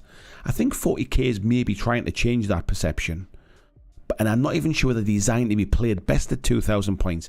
I just think the communities have decided that's where they play. She says, although I think the smaller box games like Aeronautica and Blood Bowl are for that. They are, but by the same stretch, I wouldn't necessarily say they were. I've never played Aeronautica, so I can't comment on that. But I wouldn't say they were necessarily like easy, like roads in, if you like. Like GW don't really market Blood Bowl. They certainly don't market Aeronautica. Like they don't make cartoons, or they don't make like animations about Aeronautica. They don't make animations about Blood Bowl. I mean, I know there's the video games, which might be a route in, but then I guess some people would just go, well, I'll just play the video game if that's the case. RG says, I think a lot of the small games companies rely on GW to grow the hobby and then pick off the disenfranchised, talk to parents, and then they've heard of GW, never heard of Warlord, Manic, and TT Combat. I do get that, but then the risk is people become ingrained into GW that way, and they spend money, and there's that sunken cost of, I've spent a fortune, I'm not going to jump to another game now, and there's the idea of, well, if I always buy GW, I'll always find somebody to play.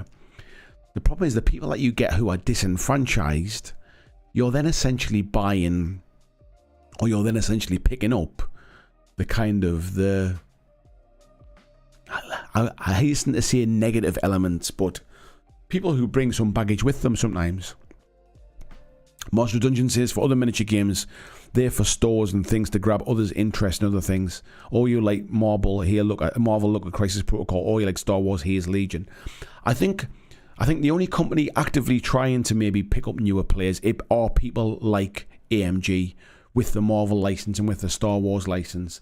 And I think they're actively like Marvel, AMG, for example, were at the Star Wars celebration weekend showcasing Shatterpoint. They were up on the main stage giving speeches. They were there giving demos. I think they're actively trying to engage Star Wars fans and bring them into miniatures games as well. But I don't necessarily see that with other games.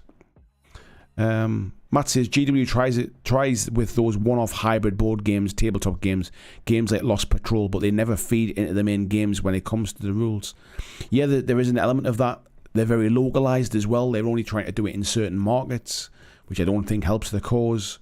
But yeah, I guess maybe GW do. I mean, GW have a program almost to take you from I know nothing to buy this set, buy this brush, buy this paint. We'll teach you how to paint. We'll teach you how to play, grow your army, come to like a local league type thing. And they've got like a process to grow you up into it. But you have to walk through the door to be made aware of that. That's my point. I don't think there's anything necessarily sort of made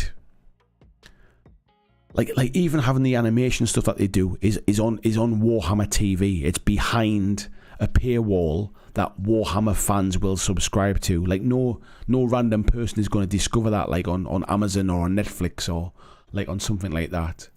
Like even putting that kind of stuff onto YouTube as a marketing tool wouldn't be a bad thing. Mark saying, I think there's a lot of hybridization with board gaming these days. I see as much chatter about 5 Leagues and Frostgrave on Board Game Geek as I do on the more dedicated miniature gaming sites. I don't go on Board Game Geek stuff, mate, so I couldn't really comment on that. But it's interesting to see. I don't know if that's sometimes like people being recommended those kind of games as an entry point in and moving away maybe from RPGs or moving from board games into miniature gaming. Maybe those are the ones that people recommend, and it's always the same thing where they go, oh well, you can use any miniatures you've already got. Like I personally find that a difficult entry point because it's a bit open-ended. Like, you give me a box with some miniatures and some rules in every time over just use what you want kind of thing. JVC Paint says, how many younger folks will have the attention span necessary for painting, modelling and hobbying in the future? Might be a question worth looking at. I think that's probably been a little bit harsh, to be fair, mate. I think that's assuming that all kids don't have an attention span, like, because then that would mean that we don't have any writers of tomorrow, we don't have any filmmakers of tomorrow, we don't have any artists of tomorrow. That's like basically tarring all young people with the same brush.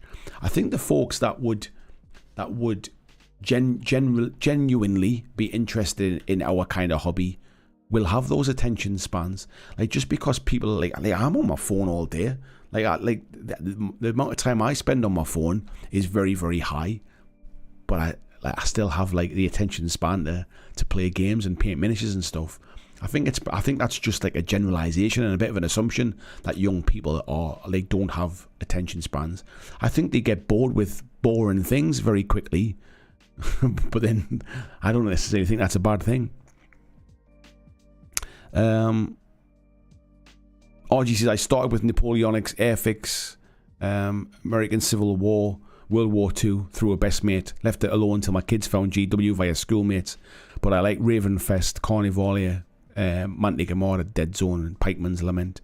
I think the other side of it as well is, I guess GW, and I forgot about this, GW do the schools programs, which I think obviously rely upon like a school teacher who's a hobbyist, which is essentially the same thing as getting your mates into it. But they also do the hobby badge for the Scout Association in the UK as well. So I guess they do have some kind of younger recruitment programs and things. Peter says, funny enough, I actually started buying the Imperium magazine a couple of weeks ago. Became available in my local press shop. As someone who's been in GW stuff since '97, it's spot on for newcomers. It is. That's not a bad shout, to be fair. RG says attention span's a good call. Yeah, I'm not so sure, mate. John says there's plenty of onboarding games, Warcry, Underworlds, etc. In the age of being able to do everything now, it's quite nice to need to engage and put some effort in. I don't necessarily disagree with you, John, but I think like there's almost a bit of gatekeepery about that comment in terms of, well, you just need to put the effort in, you just need to stick at it. Like you do if you want to get to the end goal kind of thing, but sometimes that can be really off-putting. One of the reasons I've never really kind of gotten into 40k in the past is because I feel that the barrier to actually playing the game is quite high compared to other games. And by just saying, well, you just need to put the effort in, like that's your fault kind of thing, is a little bit of you're saying, like, unless I'm willing to like study it like a language, I shouldn't be able to play it. Like for me, I would quite like there to be some smaller steps to take to kind of get into it. So yeah. Matt saying, yeah, the lack of support for certain GW games is a touchy subject. Yeah, I guess they might see them as entry products, but then they don't really market them as such. Peter saying also, I get every big box for the new kill team too. Love the smaller scope instead of a big army stuff all the time. Small surface space and 10 and 15 man teams are accessible for new blood. They are accessible for new blood. Unfortunately, they're never available long enough for new blood to pick them up because they sell out instantly. Now, I know there's many different conversations off the back of that, but that's a barrier in itself. The fact that actually you can't just walk into a shop and pick it up off the shelf generally because they've already sold out a pre-order. Yeah, RG saying you can't get Blitzball in the UK. Ed saying one of the things that made X-Wing so successful was cheap starters and simple rules. Granted, the rules didn't stay simple, but what was in the box did. Yeah, I agree, mate. I got into X-Wing very much the same way. Bought a starter box with the 2 TIE fighters and the X-Wing in there. Me and my son like literally sat on a hotel floor and played it. Absolutely loved it. So much so we went out the next day, bought a second starter box, a Millennium Falcon and a Fire Spray, and we never grew the game from there. We were quite happy just to sit with those 2 starter boxes and a couple of big ships and literally just play that game. I don't feel like Warhammer, for example, has that entry point. Now I want Combat Patrol to be that, and like it's not that I'm a huge GW fan, and it's not that I'm a huge GW hater either. But I do feel like if people get into gaming, however they get into it, like it can only be good for the wider hobby. More people in gaming means more miniatures sold, means kind of more money invested, means better quality stuff over the time. So yeah, I think X-Wing's a great example. It really was simple to get in. And to be fair, I think Marvel Crisis Protocol as a game as well isn't dissimilar. Like if you're a Marvel fan, you could literally just buy that box, that core box, and never buy anything else ever again. Just play with those 2 teams in that box. Matt says, I am on long-term sick benefits due to back and mental health issues, so I have to be more careful with spending. I keep in the hobby because it helps with the mental health side of things. Yeah, I think it's good on you, mate, as well. I mean, there's no reason why we should get caught up in the spends, mate, and get carried away with it. I think it's not a healthy thing. Even if you can afford it, it's not necessarily a healthy thing. Clyde saying, yeah, good on AMG. RG says, I didn't say picking up the disenfranchised was a good strategy. I just think that's what the hobby is at present. I think that there's elements of that, mate. Yeah, I think there's elements of that, but I personally wouldn't want to start a business where my target audience was just picking up the disenfranchised. Like, there are some YouTube channels, for example, who generally pick up the disenfranchised, and they can become a bit of a negativity kind of whinge fest sometimes. Not really my kind of thing. Clavax says, I think known IPs are the best way to get people. I started with Lord of the Rings magazines when I was a kid. X-Wing got people in though, through Star Wars, and even Mantic did a good job with The Walking Dead. I don't disagree, mate, actually. I think there's some good shouts. I think Lord of the Rings, I hear more and more now, as you start to see people of a certain age kind of coming through the hobby, their first entry into miniature gaming was picking up Lord of the Rings and picking up the Lord of the Rings magazines. I mean, that was 20 years ago now. The Two Towers came out, so we're probably talking nearly 25 years now for the Fellowship of the Ring. It's quite interesting that we're starting to see those kind of people coming through now, saying that was their route in. Mark saying, to be fair, for me, I expect a lot of people around our age, our entry into Warhammer and 40k was Hero Quest and Space Crusade. Yeah, I had that, but I must admit it never made me engage any further than that game. And I guess cost was an issue back then for me. Andrew says, how long's the 40k Leviathan trailer? 3 minutes. That does not fit in the usual 30-second cable spot. I don't mean about advertising on TV, mate. Like, that's just way too expensive to be advertising on TV. I think like sort of digital media, like sort of like even adverts between YouTube videos, adverts on you know when you click on links on websites and stuff, and there's the adverts you have to watch and stuff like that. Facebook ads, getting it in front of people, like you don't ever see Games Workshop advertising. But I mean, in terms of a trailer, that 3-minute trailer was designed for people that already know what Games Workshop is and already know what 40k is. That wasn't a trailer to sell a game to people. That was just to build hype. Marshall Dungeon says, I get it, so you're wondering if it's down to those of us already in the hobby to bring in new players and say, try this, and it's down to the community to grow yourself. Yeah, to an extent. I almost feel like companies, like that. This is why companies have like the demo programs, and they get volunteers for free to come and demo their games and grow their audience to then sell them more miniatures. And I have mixed feelings about volunteer programs. Like, I get it when it's like charities and stuff like that and people helping out. But when there's volunteer programs for big companies, I always find that a little bit like, oh. Like, I'll be honest, like, even to an extent, I'm not sure how I feel about Mantic's rules committees. Like, just having volunteers for free to basically maintain the rules for them. I'm sure they get free miniatures and bits and pieces and stuff like that, or discounts or whatever. But even that doesn't necessarily sit with me right. I'm always a bit funny about that kind of stuff.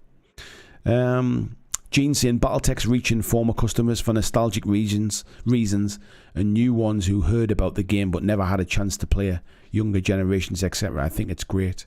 Yeah, Battletech's something that kind of just doesn't even fly on my radar. I saw how big the latest Kickstarter was, but I've never seen it on sale in a shop. I'm not even sure I've ever seen anybody play it, but that could be just my exposure to it. Kodos is saying, not only known IPs, but easy to get games with pre-painted or coloured plastic and no gluing helps. All kids had their small 50mm toy soldiers. Give them rules to play with them and it starts. I'm not so sure, mate. I mean, X-Wing with pre-painted Star Wars ships was absolute genius by Fantasy Flight Games back then. But yeah, I don't disagree with pre-built miniatures. I'm not sure they necessarily need to be pre-painted. Let's have a little look here. Jess says the ancient Greeks moaned about the youth being feckless and lacked attention, so it's gone on a bit. There was something I saw recently, and it was a picture that basically showed like a load of kids on a bus with their phones, and it was saying like the young generation today, like never speaking to anybody, got their head in their phones, like it's a disgrace. And then it showed a picture from about 50 years ago where the bus was just full of people reading the newspaper, not speaking to each other, like not talking. And essentially all it showed was people will always find it's only because it's an electronic gadget, people think it's a bad thing. Like, if everybody was sitting on a bus reading a book, like not talking to each other, they'd all go, look at this, look at all these kids expanding their horizons, reading novels and stuff like that. I think it's just like, it's because it's technology, people instantly think like tech bad, short attention spans. I mean, there is some scientific evidence in it that some of these apps and things are designed to kind of to stimulate the brain in certain ways, but like newspapers have been writing catchy headlines since newspapers began. Kodos says GW already wants people to build and paint, so those that just want to play games are not going there, which was a reason why X-Wing was so successful in the beginning. I mean, GW are primarily a miniatures company. They might have changed things a little bit over time, but they've always been very honest about saying we're a miniatures company. It's our job to sell miniatures, kind of thing. Greg says no interest in BattleTech, but that 6 million Kickstarter firmly shows people want it. Yeah. There's obviously an audience for it. I don't know what that audience is. I'm not aware of it. Like, I don't interact with it. But yeah, there is obviously an audience. Gene says most of my co-workers and friends know the name Warhammer from the video game licensing, and a few through the books, and learn about the miniatures from players like me. I would suggest, I think the people that I would speak to who know Warhammer probably know it from the miniatures, probably less so from the video games. I think if I asked a younger crowd, if I asked like a 20-year-old crowd, or maybe even early 30s, they might be more so from, Dawn of War and Total War and stuff like that. But certainly my age, definitely it would just be like from the miniatures from the shop on the high street kind of thing. Mark says Mantic Kings of War ambush sets are meant to get people to play it as quickly as possible.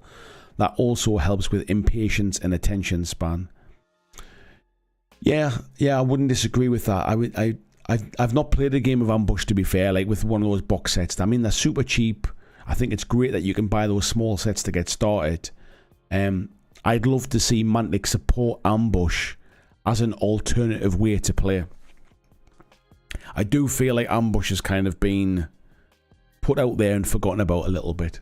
I would like to have seen some content about Ambush, like here's how to build and paint your first army kind of thing. Here's how to play the game. I would have liked to seen some video content about that, but that's just me as somebody looking in from the outside. Kodos is saying BattleTech similar. You can build and paint, but you don't need to. I guess that's any game, mate. You can build and paint, but you don't need to be fair. There's just an assumption that you have to paint your miniatures. RG says, regarding attention span, I see a lot of kids giving up playing musical instruments because of the long-term commitment it requires. There's a lot of instant gratification around, and commitment is harder to find. You know what, mate? I'm not sure. I think it's potentially just certain kids, mate. I think it depends upon. It maybe depends upon what their parents are doing. I think maybe parents have less attention now. Maybe parents are not giving their kids as much attention now because the parents are tied up with their phones, and both parents are working now, where in the past both parents didn't have to work. I think there's a societal change. Just kind of pointing the finger at young people, I think, is a little bit. I think it's a little bit negative, to be fair. Matt's saying, especially if you get older and you don't have time nor the energy to necessarily invest in learning new game systems. I noticed that I've started skipping over chunkier rules because of that. To be honest, mate, I certainly feel there's less of a pull these days to me with bigger army scale games. Like, I'm getting into Conquest at the minute, and I must admit I'm getting to the point where I'm thinking, God, it's a real commitment to grow this army now. Like, it's not something I'm going to do quickly. Give me a game, like for example, I've just been talking about this Elfall Chronicles that I've been sent out with this stuff, like three miniatures in a warband. Like, that's all you need. Like, I've got them all built. I'm not even in that much of a rush to paint them at the minute, because I want to be able to play the games and be able to review it and show on the video how the miniatures come. But yeah, painting 3 or 4 models for a faction, and in the core box you get 4 factions in there as well. Like that to me feels a little bit more appealing now than bigger armies, I'll be honest. Like things like Shatterpoint, I'm really excited for Shatterpoint. Like 6 miniatures, 8 miniatures aside. Those kind of games are starting to kind of resonate with me more and more now as I get a bit older. What was that one? Where was that one? I just saw a link there. I saw a comment, but it's disappeared. Oh, Ed says, much as I love Kill Team, it's not exactly a new gamer's rule set. Yeah. And I love Warcry as a rule set, because I think it is quite simple to get into. But again, it's almost hidden away behind these new box releases, as opposed to kind of I wish the rules were like, I suppose they are free online now, I think, but I don't know if all the stats are. I'm not sure. I'll have to check that. Gene saying, with the average length of most players, hobbyists and GWs, 18 months. A small percentage get in and stay longer, but most last 18 months and then move on to something else. Some return at later seasons in life. I'd like to see the stats behind that. Where's that comment about it, the 18-month lifespan? RG says, Matt, I'm with you. I'm not into 3-hour 6x4s or 8x4s. Prefer a 3x3 hour game. It's not even the time frame that it takes to play the game, I think, actually. Sometimes it's the commitment to get that game to the table, be it having to learn lots of rules, having to learn a full army's rules, having to build a full army, having to paint a full army.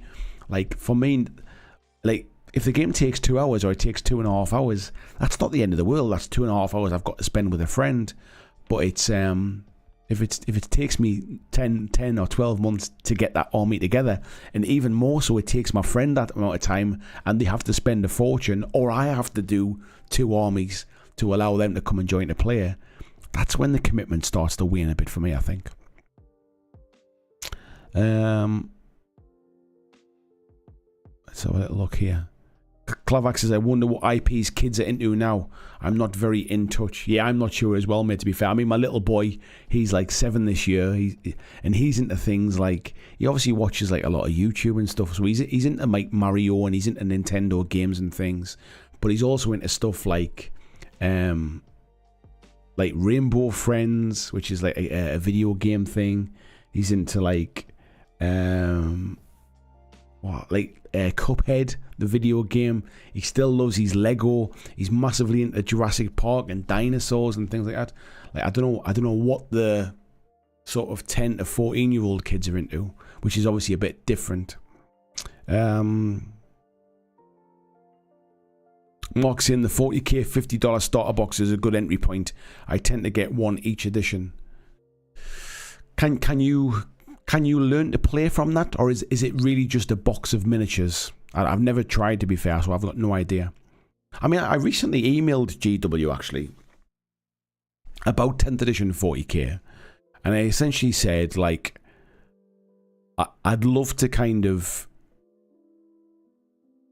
involved with the other influencers that you have, like, that will kind of get to either try it early or kind of get to chat about it and stuff like that, and get involved in your influencer program purely from the perspective of somebody that doesn't play 40k, hasn't played 40k, but to show kind of beginner, can somebody new get into 40k with these 10th edition rules, because they're marketing them as it's a lower entry point. They're streamlining some of the stuff that they thought was difficult. They're making the game simplified, not simple, and they're kind of marketing it as this is the one to break down the barriers to new players. So I've kind of said, look, I would love to be able to try and like put my spin on, you know, kind of new. Is it accessible enough for a new player to get into the game? Whether they choose to get back to me or not is a different matter, but we'll see what happens. It was a while ago, put it that way. Let's have a little look here. Mark's in space and time an issue, yeah. Matt saying we play BattleTech. We just play it in the dark corners of our friendly local gaming stores. I think it's definitely like a big. It's got a big American audience, and maybe the UK audience are very specific in where they play. I've just never really seen it played. I actually saying that I might have saw it played once at my local club. Once I think. RG says first miniature game was a wooden fort, some airfix, scale plastic miniatures and ping pong balls. How many throws did it take to knock down half the models? Yeah. Jess says that meme moaning about people on phones would have been posted and shared by folks on their phones. 100% mate, it would have done. I'll skip ahead a little bit here because my throat's starting to dry out now. Mini Walmart, good evening mate, how you doing? He says just finished painting a goblin war trombone.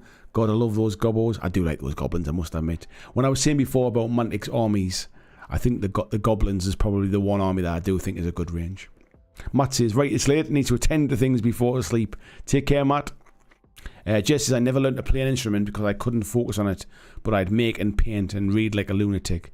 Yeah, I guess it's just different things attract different people. Like my sons never really stuck with like Warhammer when they were younger. They were a little bit interested and then kind of gave up on it and stuff. Played sports for a bit, gave up on that, but both stuck at learning to play the guitar, and both like kind of been playing the guitar for probably about 12 years now. Kodos says there are games out of the box with no building needed to start playing. X-Wing, BattleTech, Song of Ice and Fire, where MCP needs building first before you play. I don't think building them is necessarily a barrier to putting people off. I think having pre-built miniatures or one-piece miniatures is certainly an advantage. Like God Tier, for example, is a prime example of that. But if you're somebody that wants to get into miniature gaming because of the building and painting, I don't necessarily think it's a barrier. Kodos says this is a big difference for newcomers playing without the modelling part. I think it depends on why you're getting into it. Are you getting into it to play, or are you getting into it to hobby? Because I think there's different aspects to that, isn't there? Kodos said, Discourse, hello. The constant big box releases for Kill Team and Warcry feel overwhelming. Yeah, I wouldn't disagree. I mean, like, I would love them to be seen as an entry point into the hobby for new players, but the fact that you can't get your hands on them because they're snapped up by people at pre-order weekend, and hey, all power to the people that get their hands on them, that's fair enough, but they're not entry points into the hobby anymore. They're just ways to sell models. Then they're not they're not trying to ease anybody into a system. RG Cine played his first Napoleonic sea battles using red and blue painted balsa wood. That's a way to do it, mate. Mini One says he just purchased his first Kill Team box, clueless about the game, but I figure like any other game, if the rules are too intense, I'll use the minis for other games I know. Yeah. And Jamie Quick says, I know it would take me a year. Yeah, and that's one of the things I think now. I don't think it's that people have like smaller attention spans. I think there's more choice now. And so in the past, where big army games were the standard, and if you wanted to play a miniature game, and big army games were where it was at, we have skirmish games now. We have games like Moonstone that only need 4 or 5 models.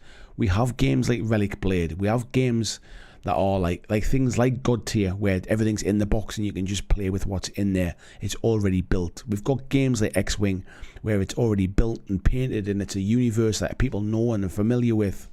Like, I think there's just more choice now, and I think now, as there are more choice, there'll always be people who still want to paint and play big armies. But I think there's also a big portion of people now that just go, well, it's like we all say, like, I have less time and stuff like that. But I think generally what they mean is, I just want to get playing. I don't want to have to prep for 12 months to get to that end point, because this is only one of the many things in my life that I like to do. Like, I like to socialise, and I might like to exercise or go and watch sport, or I might like listen to the music or go and watch bands live. And gaming is just one of those things. Yeah, Mark saying, yeah, I agree, Ambush needs support. 100% it does, mate. I'd love to see it get some more support. Because, but there again, I do wonder if that's another one of those things where we're saying Ambush is the perfect system from Mantic to try and bring in new players, but they're not really targeting new players. They're almost targeting people who were already miniature gamers. Gene saying the 18-month stats from personal experience, spending time talking to gaming owners and interacting with various GW hobbyists. Teens get into it and then discover girls and cars. Yeah, and then they generally come back to it as well, to be fair. Let's have a little look ahead here. Noodles is saying, I got my friend into Warhammer recently and she's had trouble because she didn't buy a starter box. She wanted Skaven but couldn't afford $140, so she bought a single mini and then we played a game. Yeah, it is difficult, mate, to getting started. RG saying more distractions is a good way of describing it. Yeah, I just think there's more going on now. I don't think it's necessarily shorter attention spans. I think there's just more things vying for our attention now. Like the fact, for example, like when I was a kid, you couldn't necessarily, you'd come home from school, and it makes me saying like proper, like back in the day, when I was a kid, you would come home from school, you'd put the TV on, kids' TV would be on, like let's say I got home at 4 o'clock, kids' TV would be on until about 5:30, and then like news would be on and stuff. So you had like about an hour and a half, 2 hours max of kids' TV, and then there wasn't any kids' TV for the rest of the night. So you went and did other things. You might have kind of read books or did jigsaws or colour in or do your hobbies or play video games or go out and play on your bike and run around the streets. Like now, it's just like it's on demand. You can watch kids shows all day long if you want. So there's just more things vying for people's attention now. Mark says the $50 40k starter boxes do have a walkthrough instructions to teach you the game. Oh, that's good, mate. It's good. Ryan saying, fascinating discussion. Thanks, mate. He said, I feel like the social aspect is the biggest factor. The healthier, more widespread and varied the community, the more new players we will see.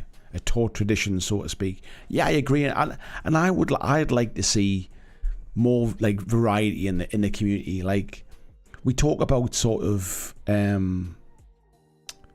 what's the word I'm looking for? Like diversity and stuff like that. Be that more sort of more females, like sort of different genders, different races, different religions, different backgrounds, different financial backgrounds, different ethnic backgrounds.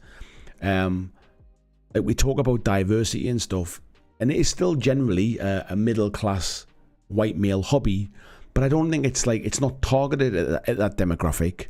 I just think some of those other demographics don't necessarily get to see what's cool about it. Like they don't necessarily, like maybe some of them do through having brothers or through having school friends and stuff, but it's not a hobby that's necessarily marketed to people who are not already within the hobby. And I guess that's my point. The wider the kind of the breadth of people that we have in it, the richer it'll become, and the better ideas we'll have, and those people will go on to be games creators, and those people will go on to be miniature painters and sculptors, and in the same way we all love to do different bits and pieces. I wish the approach from the companies in this hobby were to try and bring in a wider audience, but I still feel the market to the people that are already customers. I don't know how we change that. I don't know how we change it. Yeah, Mini Warmwood says, prep for 12 months for the game and then boom, new version comes out. All the frustration we gamers put on ourselves. You're not wrong, mate. Kodos, good night, mate. Clyde saying lower model count and solid starter. It's disheartening to know you have to paint at least 100 minis to get started. Yeah, Noodle says, I see Slapchop as an easier way to learn about how to do the basics of painting. It gives a solid paint job that's simple and ready to play. I think we also have to stop thinking that you have to paint to play as well. Like, by all means, if you want painted models, absolutely go for it. If you only want to play against painted models, by all means, only play against painted models. But it feels like as somebody new coming into the game, it's frowned upon to buy your models, get them painted, get them built, and then just play with them. Like, find out if you enjoy the thing. Don't spend 12 months painting stuff to find out it's not for you. Vici says, I'm not eating my dinner to Roblox videos. And yeah, if he's agreed, the on-demand nature of programs now has completely ruined the delineation between kids and adult TV time. I've had to put my foot down with a little guy. When dinner starts, it's adult TV time. We generally kind of just, like, there's boundaries for him. Like, there's times when he can he can watch his iPad and stuff like that. He's starting to play, like, he plays Minecraft and stuff now, and he's playing online against his cousins and stuff. So, like, on an evening, like after dinner, it might be, right, do you want to do a video call with your cousin, and they basically have like an iPad set up with the video cameras on, playing each other, and then they're sitting playing Minecraft on like a Switch and stuff like that. So I try to kind of sort of, I'm not like limiting screen time as such, because that's just the way the world is now. Like, I'd be a hypocrite because I'm on my screens all the time, but just trying to get them off, like, not just absorbing stuff, but actually like interacting with it. Noodle says, I like the idea of Moonstone, but a single packet at my friendly local gaming store is like $50 US. Yeah, it's a bit of a, I would say, a bit of a boutique game, isn't it? It's not the kind of thing that's shipped in mass kind of volume to get across the sea. The other side of it is, though, $50, and that might be it. That might be all you need. So there's an element of, are you getting value out of that product? Noodle says, I think Mantic's fairly affordable, but the price of entry and lack of affordable entry points of factions is an issue. I guess that's what we kind of picked up on with the ambush stuff, which is still relatively new. Tony O says, hello from Tahiti. Hello there. I'm assembling Space Marines for new 40k. Haven't played since 3rd edition. I'll be honest, my two oldest sons have been wanting to get into 40k actually, and we've been talking about just literally buying a combat patrol box, and that's all we play. Just the three of us get together, we order pizza, we have a couple of beers, and we just play combat patrol games. So I'm keeping a real close eye on 40k for that reason, just because that's what they're interested in. Not necessarily it's what I wanted to do, but like it's what interests them, and if it means I get to play games with my kids, then how bad can it be? Let's have a little look here. RG says, we've been lucky, no electronics at the table, and we normally get to eat as a family at the kitchen table. No eating off trays in front of the TV. Yeah, sitting at a table if you've got the space is always a nice thing to do. Noodle says, my friend and I played with her unpainted Skaven to try them out. She really seems to enjoy the skirmish side. We played one-page rules fantasy skirmish. Okay, cool. Robin's back. So look. VGC and 7TV not doing a digital pledge has really put me off.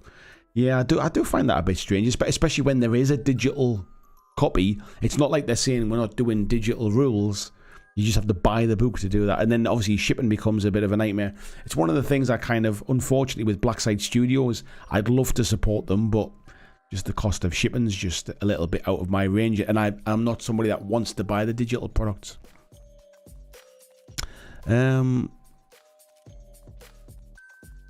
Oh, sorry, Noodles are saying, yeah, for Games Workshop, we need $50 starter sets for GW factions.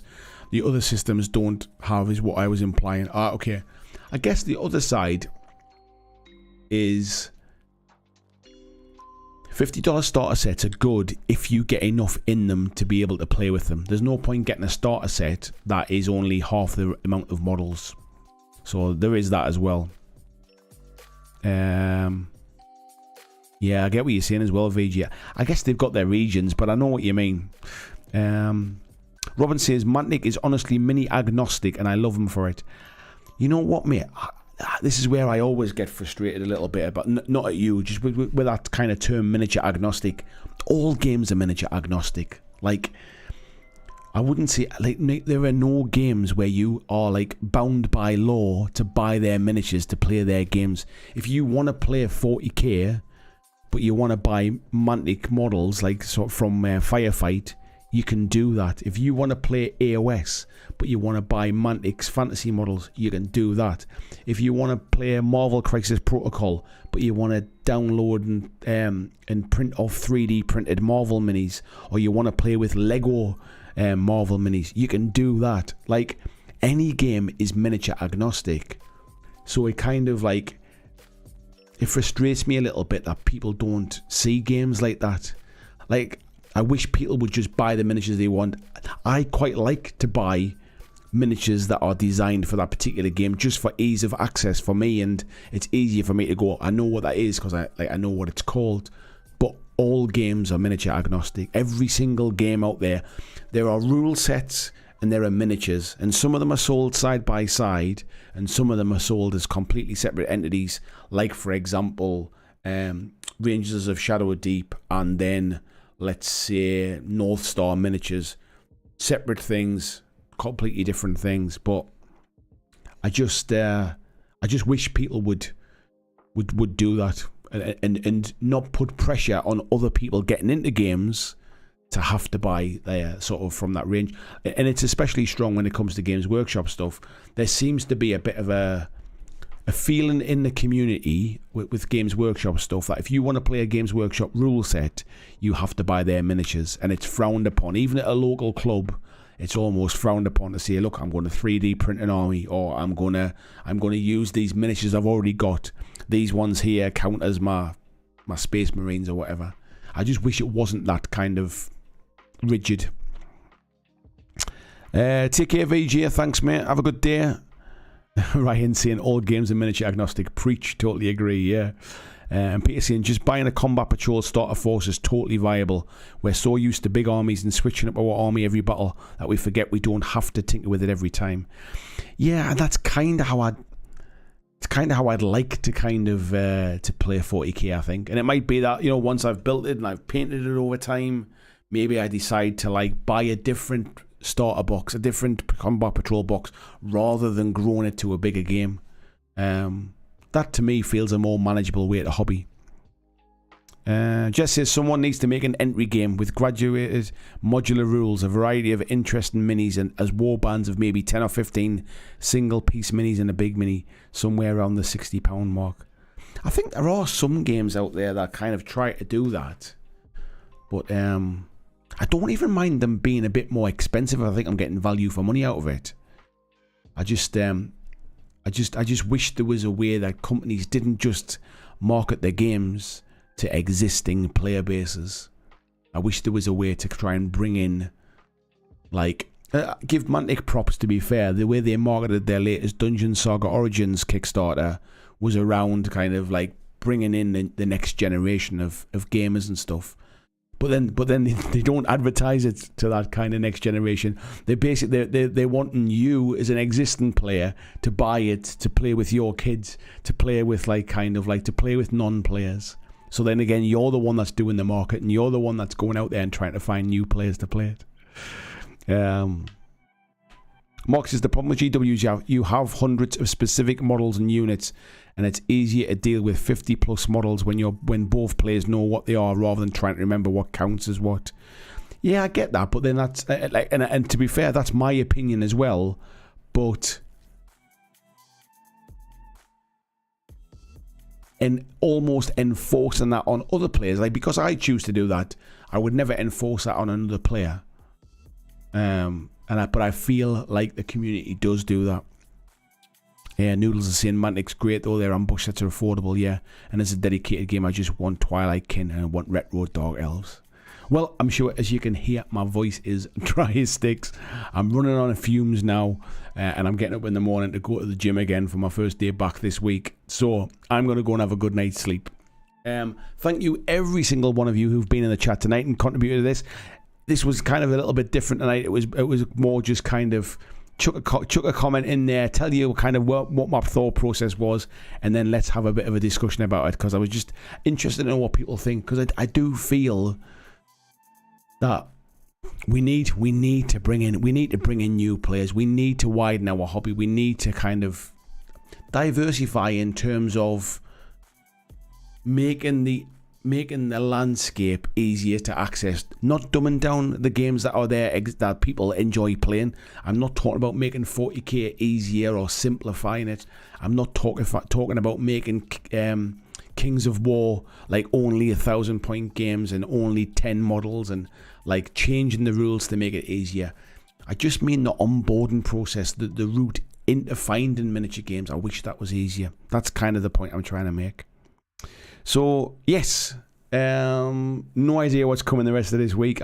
Hopefully, I'm going to get some games of Elfall Chronicles in to try and get my review ready for that. I'm hoping to get the painting streams back up and running again, but I just need to kind of fine-tune some bits and pieces on that. Other than that, have a lovely week. I will speak to you all face-to-face next Monday, and have the most wonderful, wonderful first week of May. Or second week of May, is it? Second week of May. Take care, folks. Bye now.